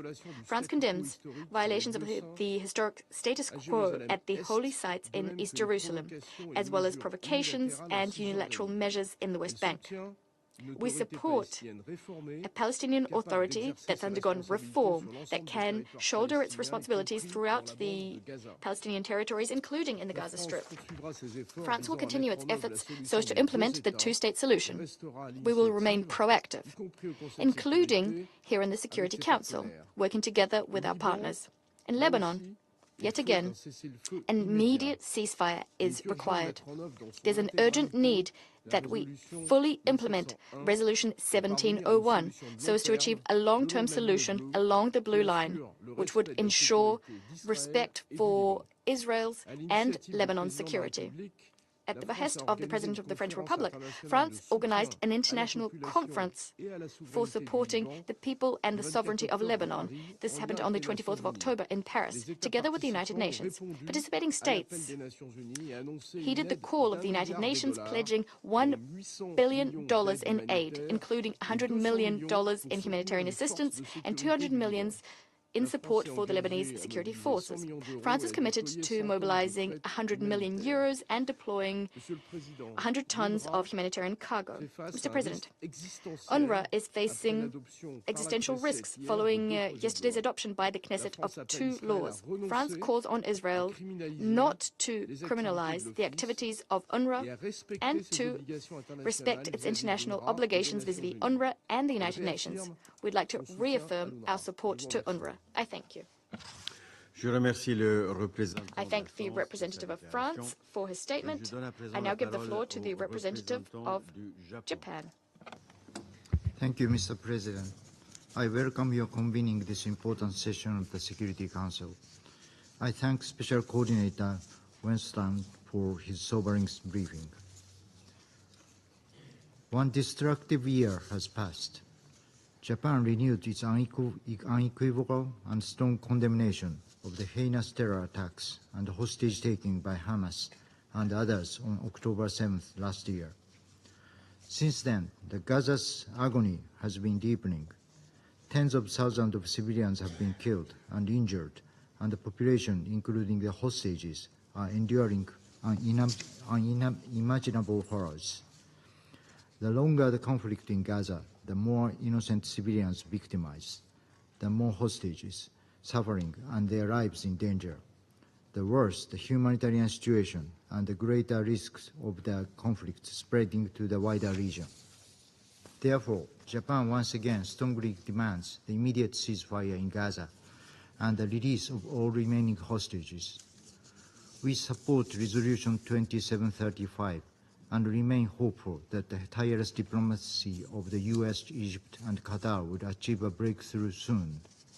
In the meantime, we must save the most vulnerable, particularly those in northern Gaza who are facing siege, bombardment, evacuation orders, and starvations. The delay in the polio vaccine campaign in the north is also deeply worrying. Moreover, Japan is gravely concerned about the Knesset bills adopted yesterday, severely restricting the operation of UNRWA, an agency indispensable for sustaining the lives of the citizens and Palestinian citizens and refugees. Any further humanitarian tragedies cannot be tolerated, and preventing them is a responsibility of the UN members. While we need to watch the reform of UNRWA, maintaining the function of UNRWA is a part of this responsibility. Mr. President, beyond Gaza, the situation in the West Bank remains serious. We call on the Israeli government to fully freeze settlement activities and take appropriate measures to prevent continued extremist settler violence. A revitalized Palestinian Authority is critical to restoring peace and stability for both Israel and Palestine. Thus, we, international community, should assist in reforming the PA, both politically and financially. For decades, Japan has provided the necessary assistance to the PA. What we have offered is not just resources or projects, but the hope for a peaceful future. We remain steadfastly committed to this end. Mr. President, Japan is deeply concerned about the exchanges of attacks among regional actors, including the latest attack by Israel against Iranian military facilities, and strongly condemns any action that escalates already volatile situation. All parties should exercise maximum restraint. In Lebanon, fighting between the IDA and Hezbollah continues, affecting civilians on both sides of the Blue Line. More than 2,000 people have been killed since last year. Over 1 million people have been forced to flee their homes. Many have crossed into Syria. The crisis is spreading. To prevent further escalation, we reiterate our call for an immediate ceasefire between Israel and Hezbollah and urge all parties to make sincere efforts for diplomatic settlement. Significantly increasing the flow of humanitarian assistance is vital in addressing the needs of the people in Lebanon who are suffering at this very moment. Japan has recently decided to extend an emergency grant of $10 million for humanitarian assistance to the people in Lebanon. Today, we also decided to provide an additional $10 million in response to the humanitarian situation in Syria, which has witnessed the influx of the displaced people from Lebanon. Mr. President, finally, Japan reiterates that only a two-state solution can finally resolve this conflict. Peace cannot be achieved through belligerency, but only through diplomacy. I thank you, Mr. President. I thank the representative of Japan for his statement, and I now give the floor to the representative of the United Kingdom. Thank you, President. And I'd like to thank Special Coordinator Wennesland for his briefing today. President, the death of Hamas leader who had the blood of innocent Israelis and Palestinians on his hand must be a turning point in this dreadful conflict, which has now claimed over 43,000 lives in Gaza.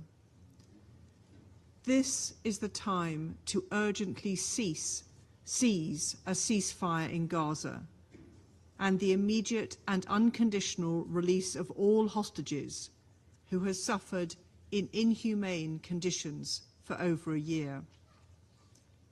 The humanitarian situation in Gaza is horrific. Acute malnutrition is now a reality for many. This month, the least aid has entered Gaza since the beginning of the conflict, and the situation in northern Gaza is especially alarming. Gazans have been asked to evacuate the north in their hundreds of thousands, but there is nowhere safe to go. In recent weeks, just as we have seen throughout the conflict, Israeli strikes have hit designated humanitarian zones.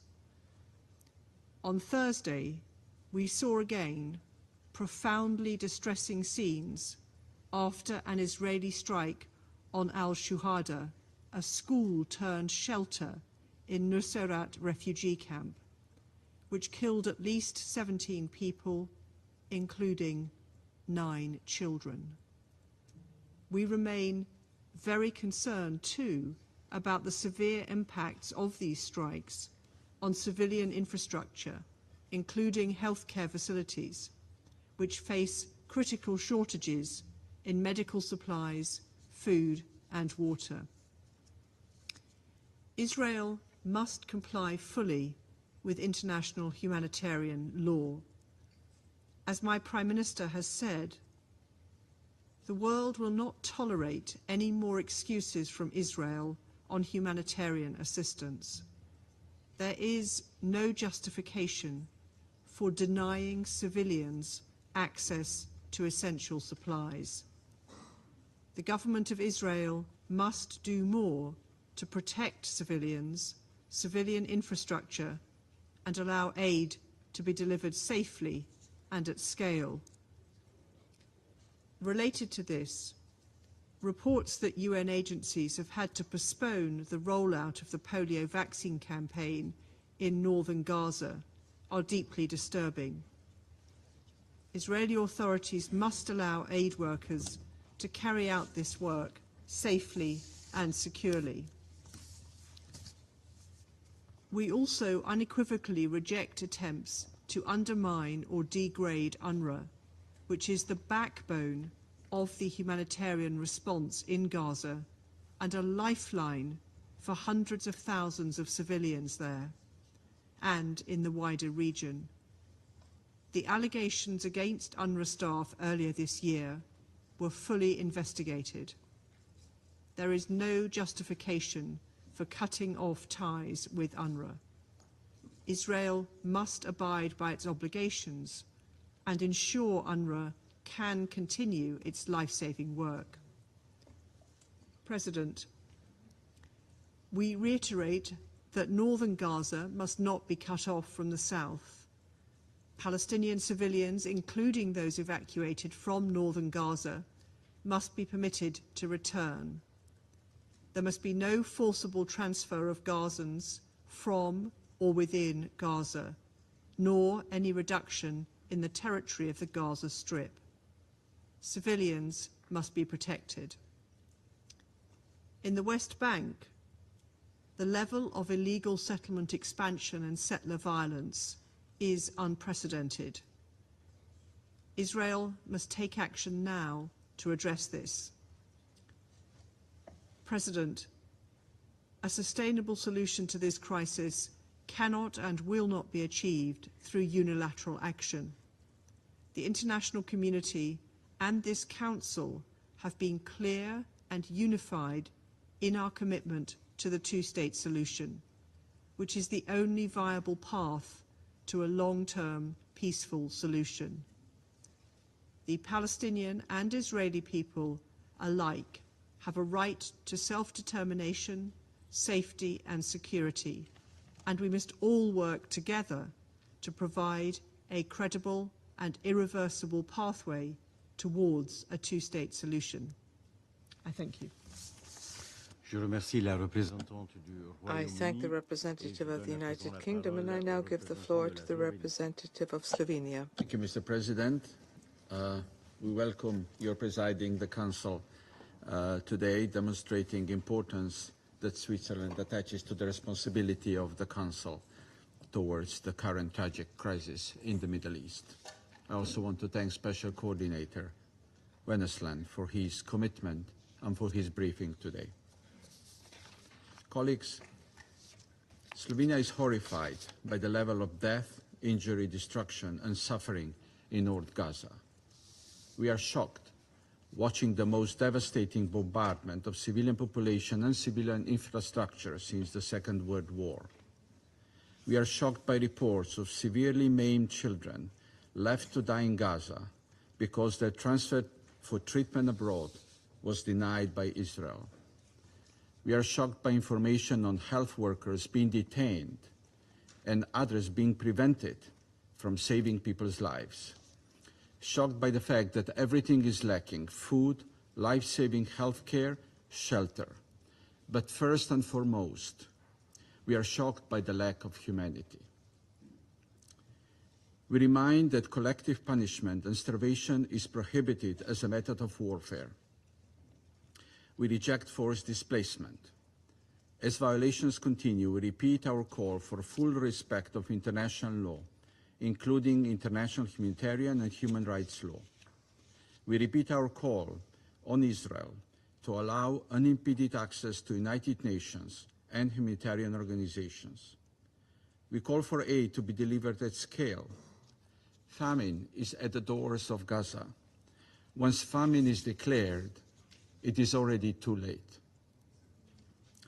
We furthermore call for establishment of adequate conditions for finalization of polio vaccination campaign, which has been postponed. Instead of steps taken to alleviate human suffering, it seems steps are taken to augment it. We denounce the passing of legislation of UNRWA in Knesset. If implemented, it would have severe impact on the work of UNRWA in Gaza, the West Bank, Lebanon, and potentially in the region. UNRWA is the backbone of humanitarian response in Gaza and a lifeline for Palestinian refugees. This has been reaffirmed in shared commitments on UNRWA, which has garnered support of 123 signatories, including all members of the Security Council. Full implications of the laws are yet to be analyzed.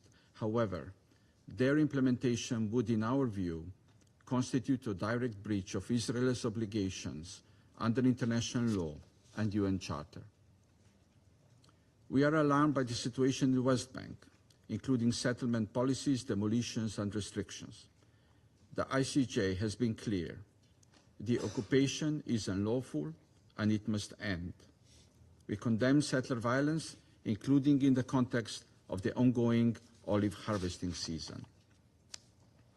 We once again underline our call for an immediate ceasefire. As suffering is deepening, it is more essential than ever to take immediate steps towards ceasefire and release of hostages. We welcome efforts of our partners to achieve a diplomatic solution. This includes short-term arrangements which could contribute to alleviating suffering of people in Gaza. This must be complemented by serious and irreversible steps to achieving a long-term solution, which can only be in the form of the two-state solution. Mr. President, just as Palestinian and Israeli people in Lebanon deserve peace. We urge Israel to halt its military operation, Escalation of conflicts cannot bring peace and security to peoples and states in the region. We are appalled by the deepening humanitarian crisis in Lebanon, including through impact of airstrikes and the mass displacement. We condemn the attacks on UNIFIL and underline the need to ensure and respect safety and security of UN peacekeepers. We welcome the holding of international conference in support of Lebanon's people and sovereignty in Paris. Swift and full implementation of Resolution 1701 is essential. Colleagues, as the situation is becoming more extreme, our opposition to violations of international law must become stronger. Silence is assent. Therefore, we cannot allow ourselves to accept a numbing effect of the scale of violation. We also cannot allow ourselves to be disillusioned by lack of action in this Council. This Council could do and should do more. The war must end. Thank you. I thank the representative of Slovenia for his statement. I now give the floor to the representative of Malta. Thank you, President. I begin by thanking you for chairing this quarterly open debate on the situation in the Middle East. I also thank Special Coordinator Wennesland for his sobering briefing. Malta remains gravely concerned about the war in Gaza, the worsening situation in the West Bank and East Jerusalem, as well as the spreading of the conflict into Lebanon and the wider regional implications of these prolonged conflicts. While our commitment to secure a stable, peaceful Middle East remains unshaken, the unabating attacks and violence, coupled by this Council's inability to act or implement its resolutions, are deeply worrying. An immediate and unconditional ceasefire must be established. The images and scenes coming out of Gaza depict a horrific situation. Across the entire Strip, unprecedented threats to civilians are rampant. The humanitarian situation has long become catastrophic. Weeks of relentless Israeli shelling and hostilities in the north, including on schools, hospitals, places of worship, and displacement camps, have caused mass casualty incidents. Countless civilians, especially women and children, continue to suffer forced and repeated displacement.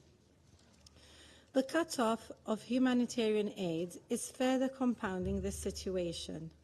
The UN and its implementing partners continue to face severe and unlawful obstructions by Israeli authorities in delivering critical aid to North Gaza.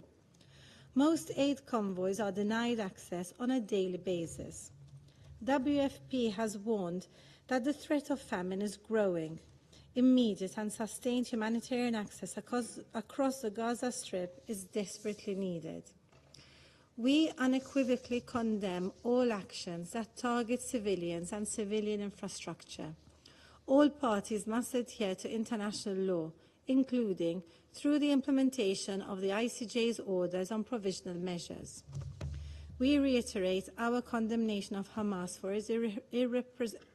its reprehensible terrorist attacks of 7th October 2023, and that Israel has the right to protect itself in accordance with international law, including international humanitarian law.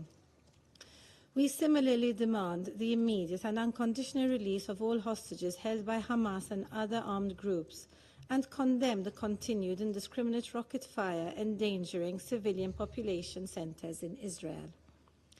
President, in the occupied West Bank, including East Jerusalem, the situation is deteriorating rapidly.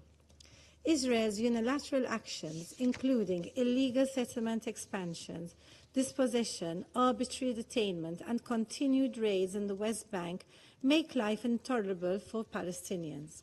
Extremist settler violence fosters further instability. Furthermore, the status quo must be maintained and threats to the holy sites must cease. We recall the ICJ's advisory opinion of 19th July, which stated that Israel's presence in the occupied Palestinian territory is unlawful and must end as soon as possible. Malta is deeply concerned with the steps taken by the Israeli Knesset yesterday to abrogate UNRWA's ability to function in the OPT. These actions are contrary to international law, further entrench the occupation, have immediate devastating implications for millions of Palestinians, and broad regional consequences. UNRWA is a stabilizing force in the region and an irreplaceable actor for Palestinian refugees. We call on Israel to rescind this legislation and ensure UNRWA's unhindered access to those in need. Equally crucial is international support for the Palestinian Authority as it pursues revitalization. President, Malta is also gravely concerned over the escalating military situation in Lebanon. We condemn the alarming toll on civilians and widespread displacement taking place. We call for an urgent cessation of hostilities across the Blue Line and demand a ceasefire rooted in Resolution 1701. Hezbollah's rocket attacks must end, and Lebanon's sovereignty and territorial integrity must be upheld. Bolstering Lebanon's state institutions, particularly the Lebanese armed forces, is also critical. As a troop-contributing country, Malta is deeply concerned by recent assaults on UNIFIL peacekeepers. Such acts are blatant violations of international law and undermine the mission's critical role. The Security Council must stand united in its unwavering support for peacekeepers. Furthermore, we also need to maintain focus on the recent attacks and retaliatory strikes between Israel and Iran, which risks further widening the conflict. We urge all parties to de-escalate in order to break the cycle of escalation and avoid an all-out regional war. President, our immediate priority at this pivotal moment must be de-escalation and accountability. Diplomacy and concerted efforts towards ceasefires in Gaza and Lebanon are essential to prevent further bloodshed. Beyond the immediate crisis, our long-term objective must be the credible and irreversible realization of the two-state solution in accordance with Security Council resolutions and internationally agreed parameters. This is the only path that will ensure lasting peace and security for Palestinians and Israelis and the entire region.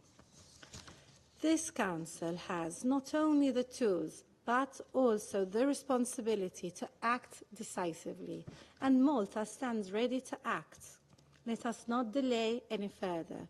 The future of the region depends on the actions we take today. Thank you. I thank the representative of Malta for her statement. I now give the floor to the representative of Sierra Leone. Thank you, Mr. President. Excellency, Mr. Ignacio Cassis, Federal Councillor and Head of the Federal Department of Foreign Affairs of Switzerland. I welcome all ministers and their participation in this quarterly open debate. On 24th October, just 5 days ago, the United Nations commemorated 79 years of its establishment with the primary purpose of upholding international peace and security and avoiding another major war, to save succeeding generations from the scourge of war. The situation in the Middle East is, however, deeply troubling. The ongoing illegal occupation of the state of Palestine by the state of Israel, compounded by the escalation following the 7th October attacks, has exacerbated the conflict. The acts of aggression by Israel in Lebanon and the incessant Hezbollah rocket attacks on Israel, the attacks on UN peacekeepers, retaliatory strikes involving Iran and Israel, and assault by and retaliatory strikes against the Houthis in Yemen further complicates this already volatile landscape. These events challenge the very raison d'etre of the United Nations, our understanding of the safeguards provided by international law, and the values we profess to uphold. UNRWA a United Nations entity is being targeted by inter alia by a hostile legislation. We agree with the views expressed by the United Nations Secretary General, His Excellency Antonio Guterres, that the law adopted by the Knesset of Israel banning UNRWA in Israel, and I quote, could have devastating consequences for Palestinian refugees, end of quote. As we approach this debate, over a year since the recent escalation, it is essential to acknowledge the grim realities as presented by our briefer. And so I take this opportunity to thank Mr. Wennesland, United Nations Special Coordinator for the Middle East Peace Process, for his sobering and comprehensive briefing. Mr. President, over 70 years since the question of Palestine was first brought before the United Nations,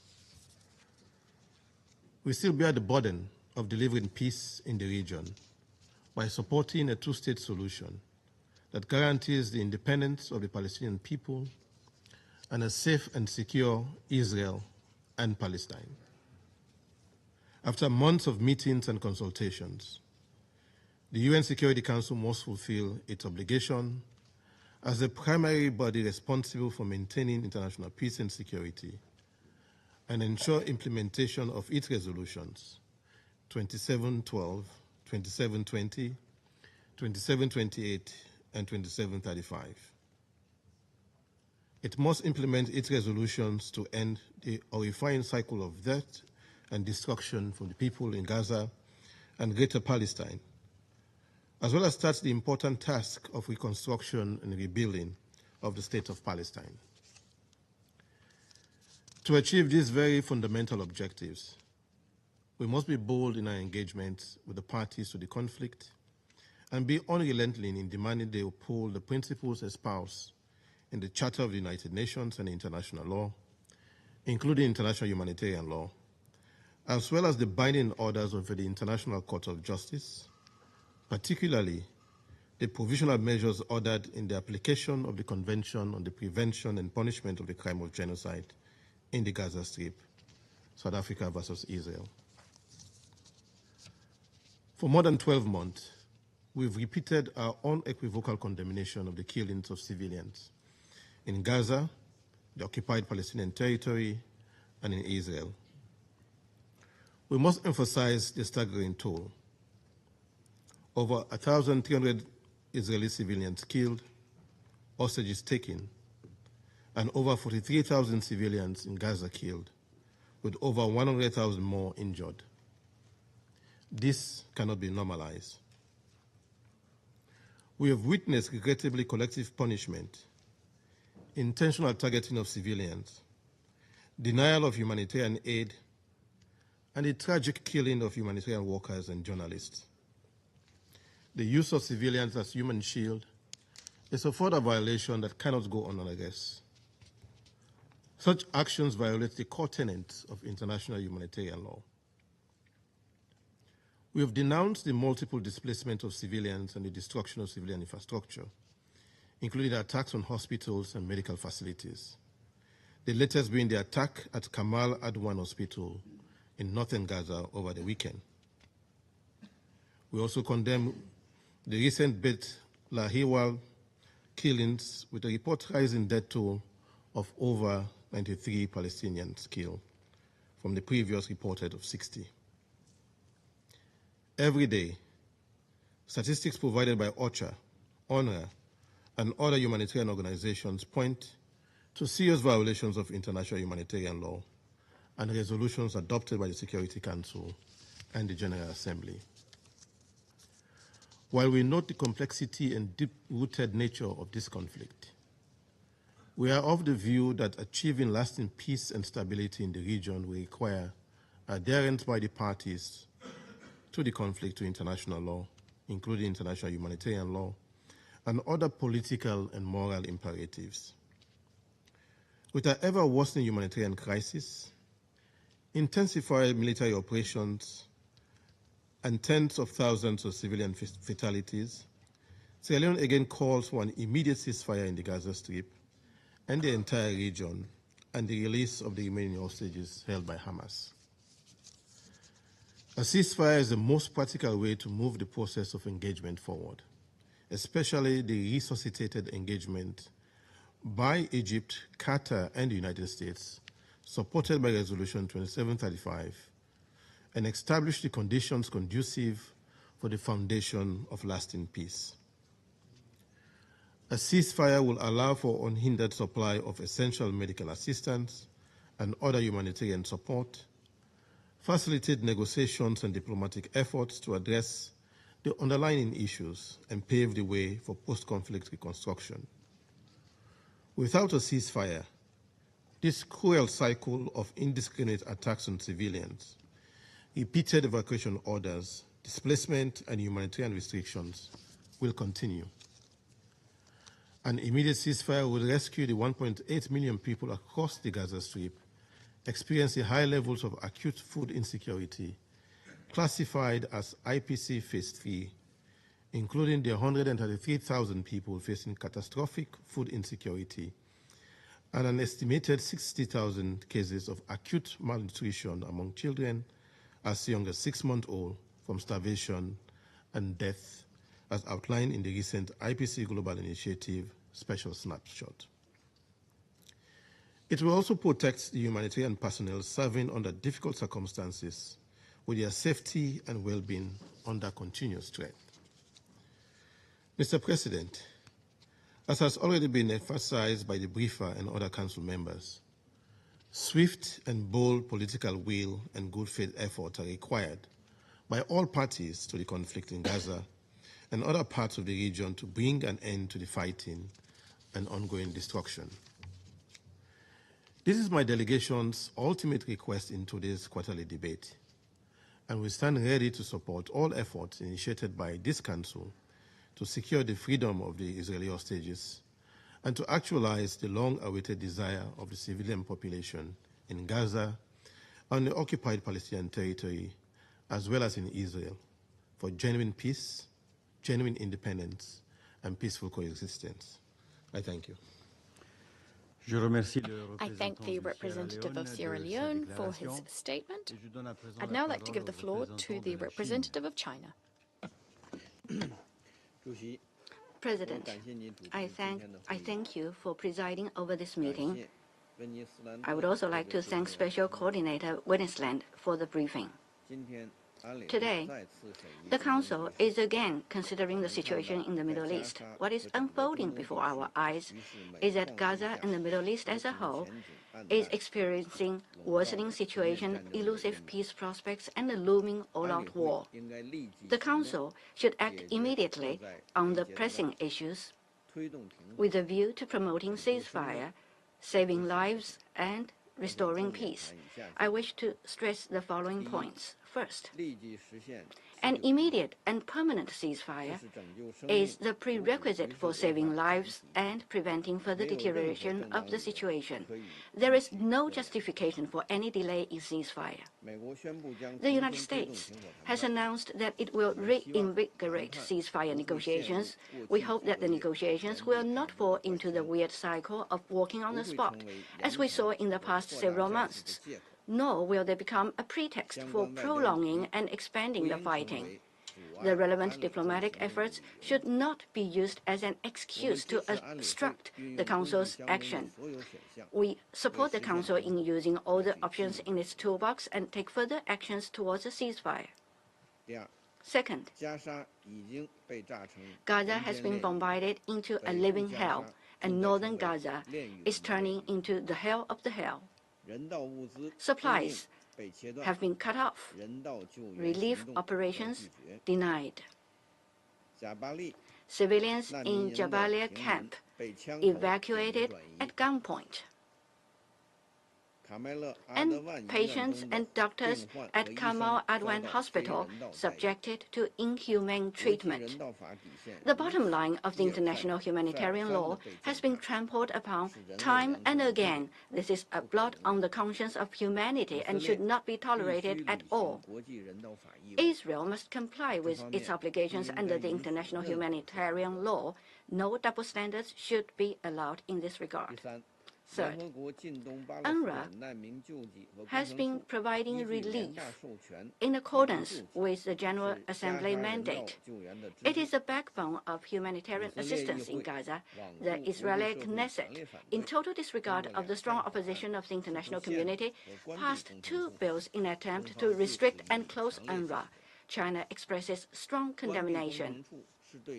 Closing the agency would be a new round of collective punishment of millions of Palestinian refugees in the region and would severely affect the humanitarian situation, security, and stability in the region. We call on Israel to halt and revoke the said bills to ensure dignity, safety, and facilitation for the work of UN humanitarian agencies, including UNRWA. Fourth, in the current context, certain countries are continuing their massive supply of weapons to Israel. Whether such acts would contribute to achieving the objectives contained in the Council resolutions, this matter must be taken seriously. The GA Emergency Special Session has adopted a resolution urging all states to stop supplying weapons and equipment that might be used in the occupied Palestinian territory. China recently joined the joint letter initiated by Turkey and over 40 other countries, calling for the implementation of this demand from the said resolution of GAESS. We hope that the countries concerned will take seriously the grave consequences of massive weapon supply and stop fueling the flames of military adventurism. Fifth, while the flames of war are raging in Gaza over the past year, the situation in the West Bank has also been deteriorating. Illegal settlements have been expanding, with more than 1,700 Palestinian houses confiscated by force or demolished and thousands of Palestinians displaced. The occupying power has also frequently conducted violence against the Palestinian people and used various means to suppress and restrict the governance of the Palestinian Authority. Such practices are creating a new reality and undermining the conditions on which the two-state solution is based. Preventing the further erosion of the basis of the two-state solution by unilateral actions should be a priority for the international community in advancing Palestinian-Israeli peace in the next phase. Sixth, an all-out war in the region is looming. The recent Israeli invasion into Lebanon, its continuous indiscriminate bombardment, and multiple airstrikes against Iran and Syria. All these acts have violated the sovereignty and territorial integrity of the relevant countries and further destabilized the region. The situation is hanging by a thread. Any irresponsible adventure would be extremely dangerous and would highly likely lead to catastrophic consequences. We urge Israel to reject its obsession with force to prevent the region from being plunged into a larger catastrophe. We also call on all parties to exercise maximum restraint, jointly comply with the UN Charter and the principles of international law, and return to the right track of seeking political and diplomatic solutions to disputes. Thank you, President.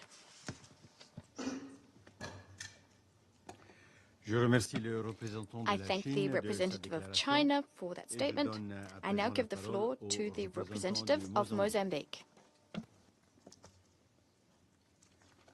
Thank you, Mr. President. We thank the Switzerland presidency for convening this open debate on the situation in the Middle East, including the Palestine question.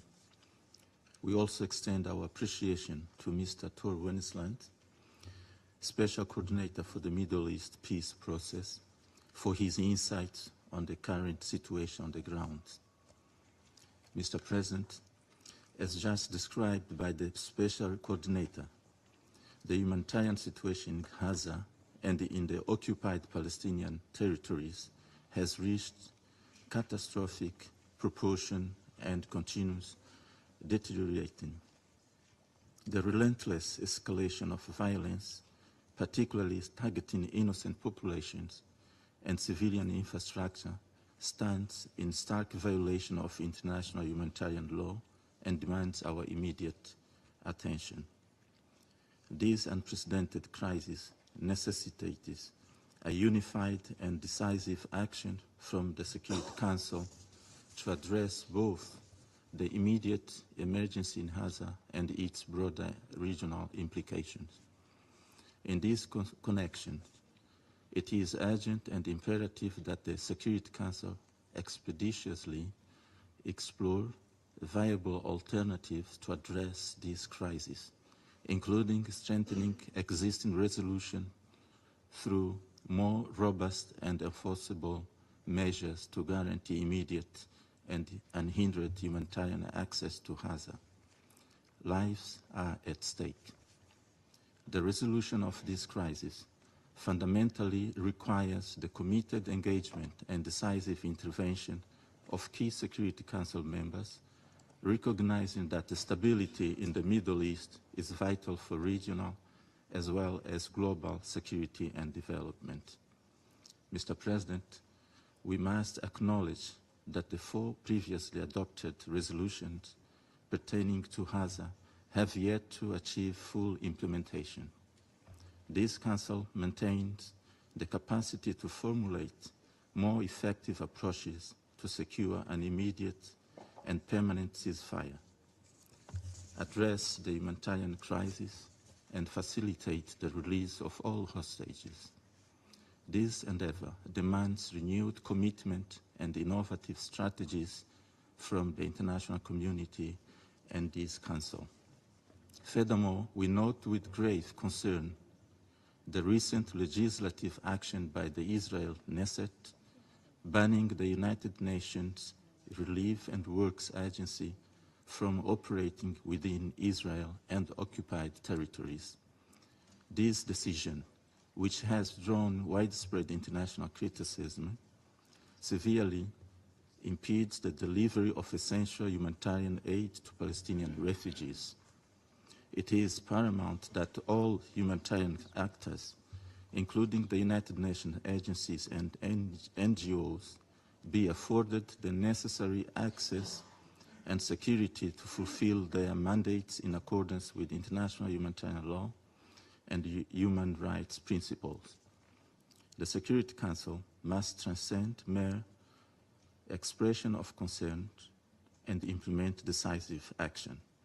Violation of international law and total disregard for civilian rights require a robust and united response from this body.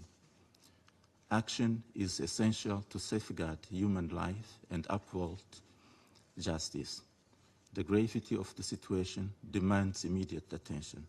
Any indication of potential genocide must elicit a comprehensive response utilizing all available diplomatic and legal mechanisms at our disposal.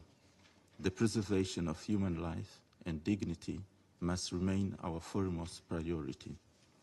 These concerted efforts are critical not only for providing relief to affected populations, but also for maintaining the credibility and moral authority of the international community in crisis response.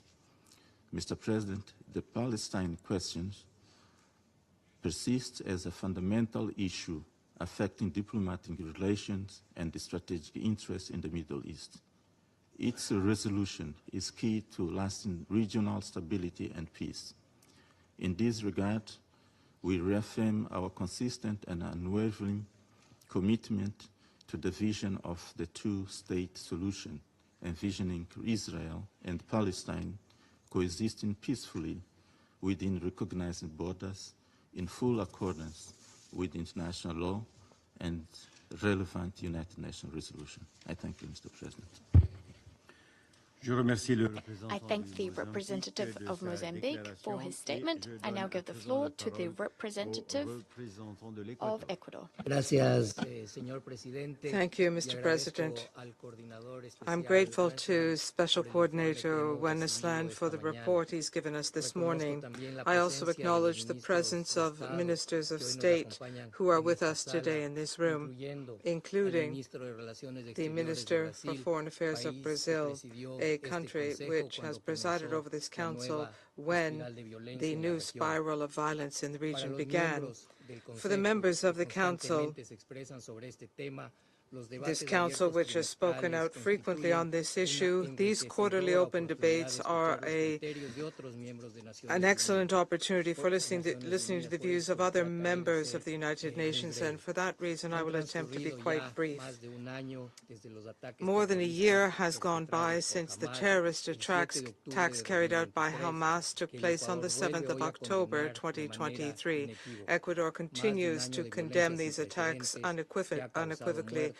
More than a year of unprecedented violence which has caused death and suffering both for the Israeli people as well as the Palestinian people, in particular the residents in Gaza. Ecuador reiterates the need for an immediate ceasefire. We also reiterate the need for the immediate release of all hostages and the immediate implementation of the 4 resolutions already adopted by this Council.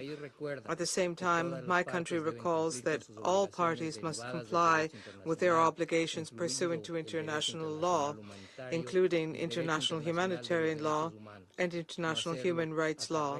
Not to do so will lead to serious consequences.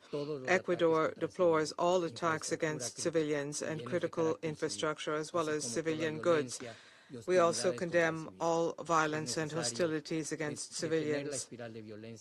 We must halt the spiral of violence spreading through the region, and we must protect and support the efforts of those who are working to mitigate the suffering and assist war victims pursuant to this Council's Resolution 2730. Mr. President, Ecuador reiterates its support for the work of the United Nations, of its Secretary General, and of all of its agencies. Member states of the United Nations must cooperate with these efforts. This is our organization. We must facilitate its work to the extent possible, and at the very least, we should not hamper its work. The role of UNRWA is particularly important for regional stability.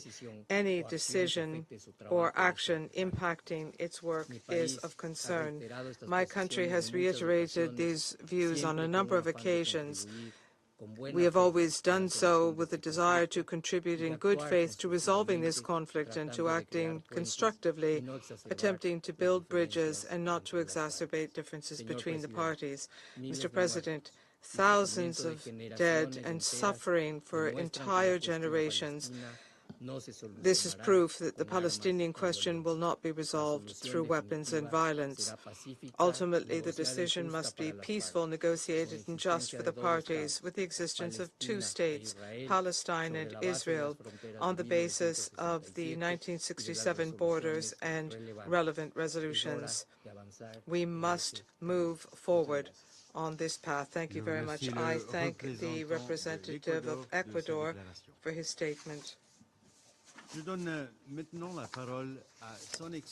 I will now give the floor to His Excellency Mr. Mauro Luis Yecker Vieira, Minister for Foreign Affairs of Brazil. Mr. President, the post-war international order is crumbling under our watch. The foundations laid after 2 global conflicts are being eroded. The unfolding events in the Middle East are not just another chapter in an old conflict. They are a stark reflection of a deeper crisis where might makes right and the principles meant to safeguard peace are overshadowed. This is why President Lula has called for a vigorous response to the grave challenges of our time. As he underscored in the opening of the 79th session of the General Assembly, the world needs a comprehensive overhaul of the UN Charter. A Charter Review Conference may seem ambitious, but it reflects the founding vision of the UN. Article 109 makes it clear that no system should remain static in an ever-changing world. Mr. President, the Council's duty is to protect all humanity, not just cater for the few. Its failure to act decisively has allowed the atrocities to continue unchecked, with entire populations paying the price. This is not mere rhetoric. It's reflected in the crimes committed against civilians in Gaza and Lebanon. Over 43,000 Palestinians and 2,500 Lebanese lives have already been lost to the cracks in a global order increasingly failing to uphold its promises. Brazil has been vocal in calling for an end to the escalating violence in the Middle East. Since our presidency of this Council in October last year, when Israel was struck by a terrorist attack, we have witnessed a relentless descent into violence. Israel's responses to October 7 has gone far beyond any sense of proportion. More bombs have fallen on Gaza than on Dresden, Hamburg, and London during the World War II. This is not self-defense, it's collective punishment and obliteration. We have all witnessed blatant and routine violations of international humanitarian law in Gaza. Civilian areas are indiscriminately and disproportionately targeted in military operations, leading to the destruction of critical infrastructure and suffering of innocent people. Famine and disease are spreading as the supply of basic necessities is severed. Even those protected under the Geneva Conventions, humanitarian workers, doctors and health personnel are being killed. Journalists have been shot and their news outlets silenced. Mr. President, the International Court of Justice has issued provisional measures directing Israel to halt actions that may violate the convention, the Genocide Convention, and facilitate the delivery of humanitarian aid. Additionally, Resolution 2735 of 2024 demand a full ceasefire, the withdrawal of Israeli forces from densely populated areas in Gaza, and the safe return of Palestinian civilians to their homes. These are not recommendations. They are binding obligations under international law. When mandatory directives from the highest legal and political bodies are ignored with impunity, it signs a dangerous unraveling of the global governance. The consequence is the disregard is more loss of life and unimaginable destruction. When I last addressed this council a month ago, I warned that Lebanon stood on the edge of a conflict. Today, we mourn the loss of thousands of innocent lives, including 2 Brazilian teenagers. In just 30 days, the number of displaced people in Lebanon was multiplied by tenfold. Since I last sat in this chair, I have been engaged in the urgent task of repatriating thousands of our dual nationals from Lebanon, completing 9 rescue flights by the Brazilian Air Force planes amid increasing security risks, including Israeli airstrikes deep into Lebanese territory. Thousands more await repatriation. Mr. President, the expansion of the war from Gaza to Lebanon shows a familiar pattern of disregard for the law. Assaults against UNRWA and now UNIFIL are a brazen repudiation of the multilateral system and everything the UN Charter represents. This is not the first time UNIFIL has come under fire. We must not forget the 1996 shelling by Israel of the UNIFIL compound in Guyana, where 106 civilians who sought refuge were killed. This tragedy serves as a critical lesson of what happens when the international community allows such violations to go unpunished. When we fail to hold perpetrators accountable, we pave the way for history to repeat itself. This is why Brazil condemns in the strongest terms the deliberate recent attack against the peacekeeping mission's personnel and infrastructure in Lebanon. Brazil also condemns the decision in the Knesset yesterday to pass laws against UNRWA. By attempting to dismantle vital services for Palestinians, these laws deepen the suffering of an already devastated people and run counter the request of International Court of Justice that Israel facilitates access to humanitarian assistance to Gazans. Efforts to undermine UNRWA are not just attacks on an institution, but on the very survival and dignity of the Palestinian people. Targeting UNRWA will neither remove the refugee status of the Palestinian people, nor the responsibility of the international community to protect those in need. We must reject this law for what it is, a dangerous precedent that undermines multilateralism and paves the way for further erosion of the global order. Mr. President, when international law is violated, those responsible must face consequences. It is our duty as UN member states to ensure that justice is enforced, investigations are carried out, responsibility is attributed, and penalties are imposed to prevent impunity and uphold the rule of law. We must uphold justice, not just call for it. In the face of a plausible case of genocide and the indiscriminate targeting of civilians, the international community can no longer be complicit by providing weapons that enable such crimes. The same holds true for weapons that prolong the illegal occupation of the Palestinian territories. We cannot allow the veto to become a shield for impunity. Mr. President, every time this Council meets to discuss the Middle East, the situation grows more dire. New front lines emerge, more innocent lives are lost, and the crisis deepens. The recent attack on Iran only served to underscore the escalating risk of a regional catastrophe. We are sliding toward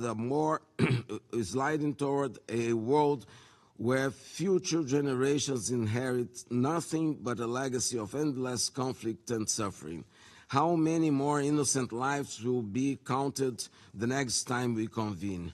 How much more suffering will we allow?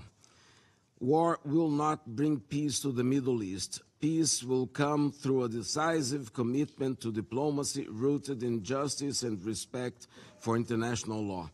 As we grapple with escalating violence and the expansion of conflict, President Lula's call for a review of UN Charter resonates more urgently than ever.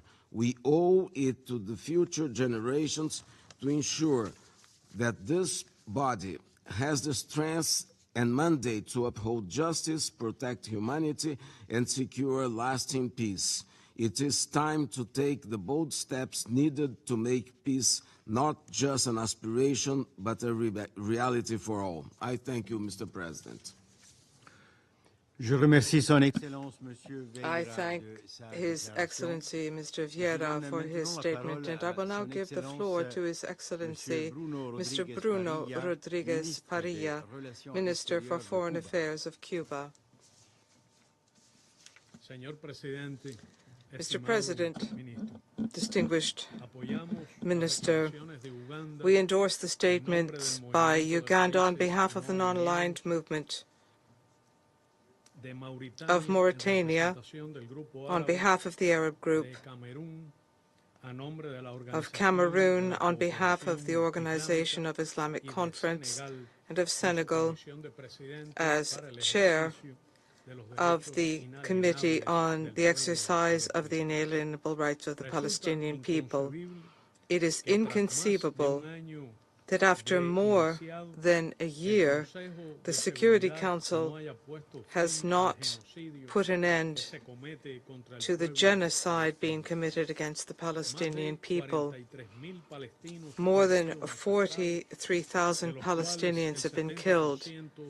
70% of them are women and children. More than 2,500 Lebanese have been killed. These figures are growing by leaps and bounds. Far from an immediate and permanent ceasefire, Israel continues to attack hospitals, schools, and refugee camps in the occupied Palestinian territories in flagrant violation of international humanitarian law. Rather than a ceasefire, Israel is spreading the conflict throughout the Middle East region, expanding its aggression to Lebanon, indiscriminately shelling territories in Syria and Yemen, and starting a new and dangerous escalation against the Islamic Republic of Iran. The government of Israel attacks and spurns the United Nations and its Secretary General. It attacks the security provided by the United Nations Interim Force in Lebanon and has kept up the most deadly attacks in Gaza that have been known in history against this organization's staff and humanitarian workers. The occupying power continues to obstruct humanitarian assistance to the Palestinian people. The recent approval by the Israeli parliament of a law banning any activity in the OPT by the United Nations Relief and Works Agency for Palestinian Refugees in the Near East, known as UNRWA in English, in addition to violating the UN Charter and Israel's obligations under international law, will further the suffering of the Palestinian people. How many children and women must be killed before the international community acts and puts an end to aggression, puts an end to illegal occupation, and provides international protection, which the Palestinian people so urgently need? How much more destruction must take place before rhetorical words and statements are replaced with practical actions against the genocide currently taking place? The impunity with which the current Israeli government continues to act is not only proof of the ineffectiveness of the Security Council, but this is an attack against multilateralism, and it undermines the very essence of the UN Charter and international law. It also means that the Palestinian people are facing a truly existential threat. It means that more innocent people will continue to be killed, maimed, detained, and displaced. Such impunity is only possible with the complicit political, military, logistical, and financial support provided to the occupying power by the United States government, which applies double standards and obstructs Council action. Mr. President, it is not possible to achieve peace in the Middle East without a just solution to the Palestinian question. This is something that the government of Israel is attempting to block by every possible means, destroying the state of Palestine and making a two-state solution impossible. It is not possible to have a sovereign Palestinian state, an independent state, without Gaza and without pre-1967 borders, nor would such a state be possible without East Jerusalem as capital and without the return of refugees. The International Court of Justice, at the request of the UN General Assembly, expressed a clear position: occupation by Israel of Palestinian territory and the denial of the right of these people to self-determination are illegal actions, and they violate international law. The immediate and unconditional admission of Palestine as a member state of the United Nations is an essential step towards a definitive solution to this conflict.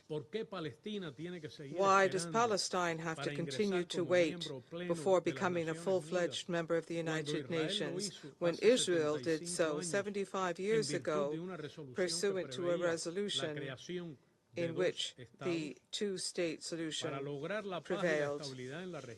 To achieve peace and stability in the region, we also require the complete and unconditional withdrawal of Israel from Syrian Golan and from all occupied Arab territories. We call for a cessation of hostilities and aggression against the sovereignty and territorial integrity of the sister nations in the Middle East. Foreign interference in this region must end.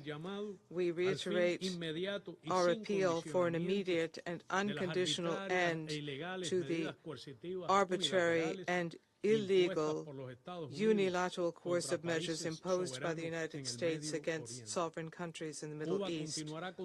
Cuba will continue to contribute to all legitimate international efforts to provide a just, broad, and lasting solution to the conflict in the Middle East.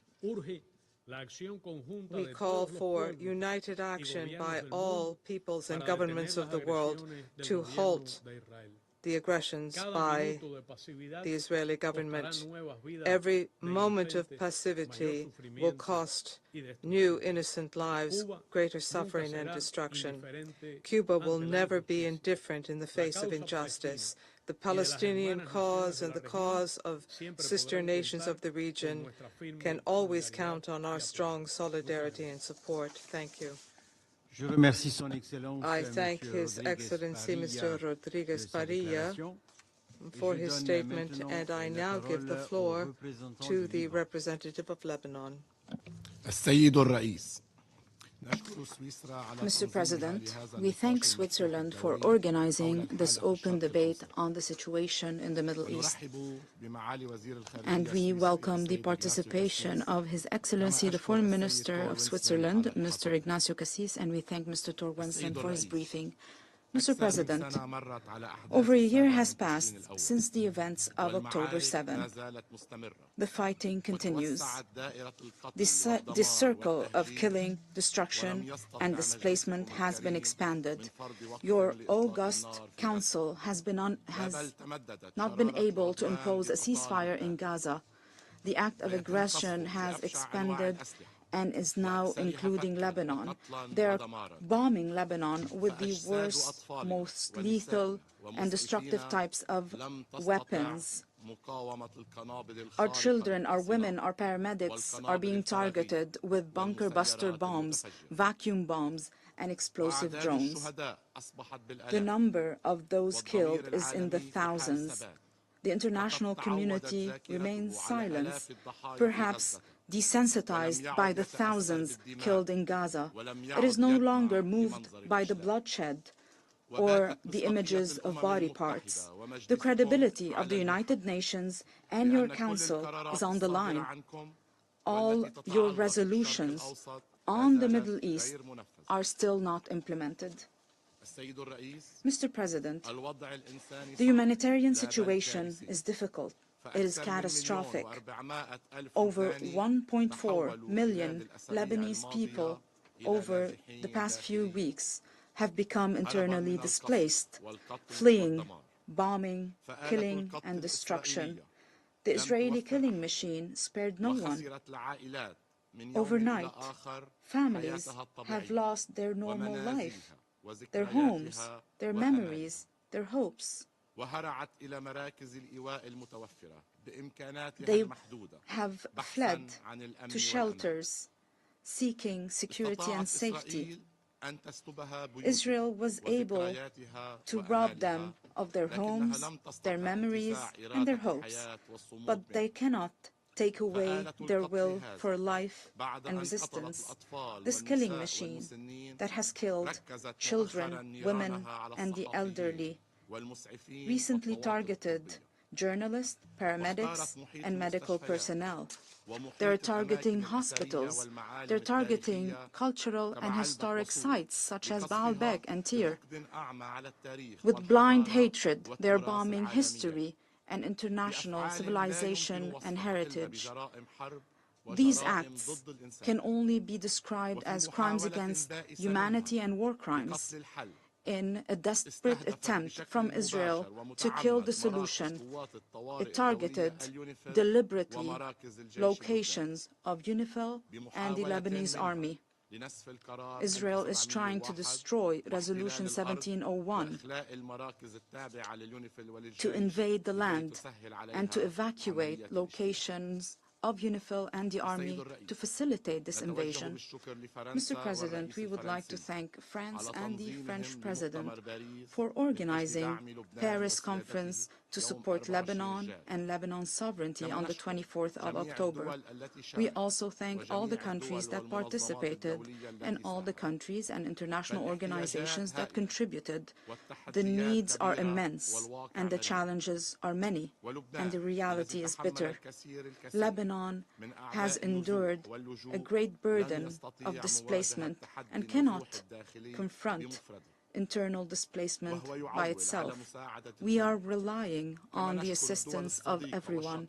We thank all the countries that helped us to confront this humanitarian tragedy. We thank you from the bottom of our hearts. Mr. President, all these atrocities could have been avoided. All these massacres could have been stopped. These sacrifices are enough to go back to reason, to reality. The solution is clear and direct. It was produced by this Council. The solution is in Resolution 1701, to put an end to the acts of aggression, to guarantee the deployment of the Lebanese army, to withdraw weapons to achieve stability. It is not a magical recipe. There is no supernatural solution. We will not be reinventing the wheel. This solution would spare bloodshed, destruction, and senseless acts, because the acts of Israel can only be described as senseless. The government and people of Lebanon do not want war. We want the implementation of Resolution 1701 in its entirety. The international community wants the implementation of Resolution 1701.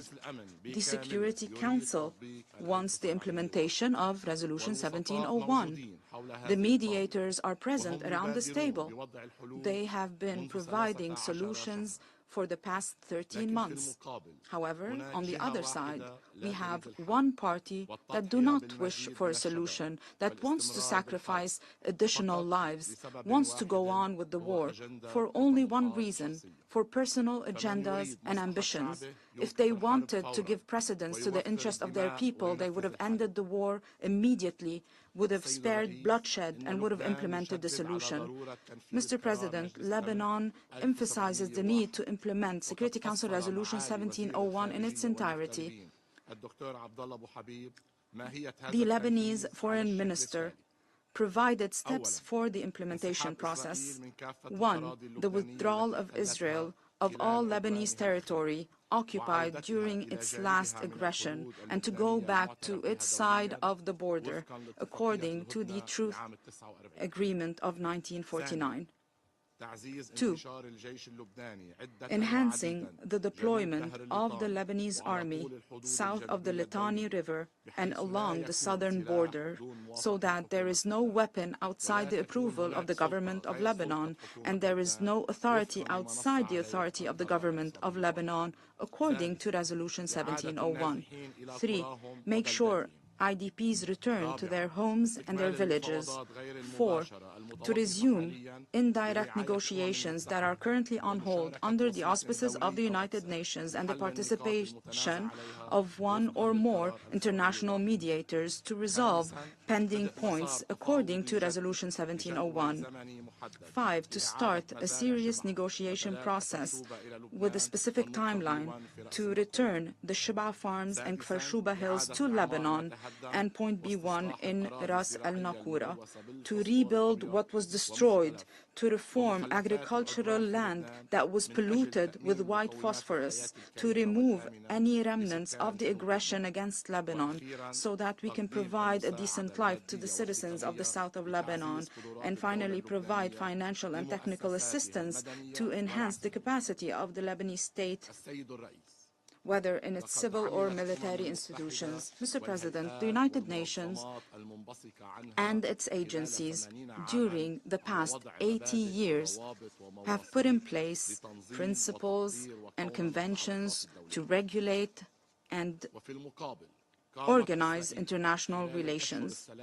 However, Israel, during the past 13 months, destroyed all these frameworks and conventions and laws that were put in place. Like a spoiled child, because you've spoiled it so much, it has destroyed everything. How can you, after all that has happened, how can you call for the implementation of these laws and conventions? Double standards is very clear in this case. Mr. President, even laws have rules, have restrictions. International law, international humanitarian law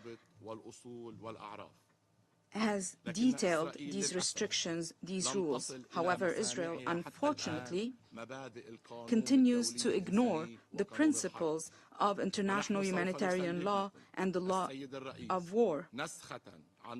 Mr. President, we will give you a copy of the UN Charter so that you can share this copy with Israel. We do hope that you will remind Israel of the content of international humanitarian law, including the Geneva Conventions.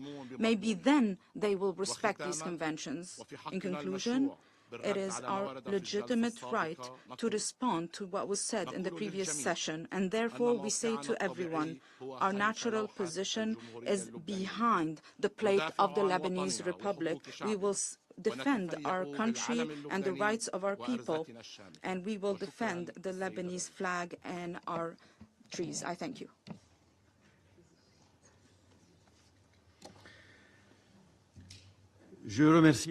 I'd like to thank the representative of Lebanon for his statement. Ladies and gentlemen, Excellencies, there are still a number of speakers remaining on my list for this meeting. With the concurrence of members of the Security Council, I propose that we suspend this meeting until 3 p.m. The meeting is suspended.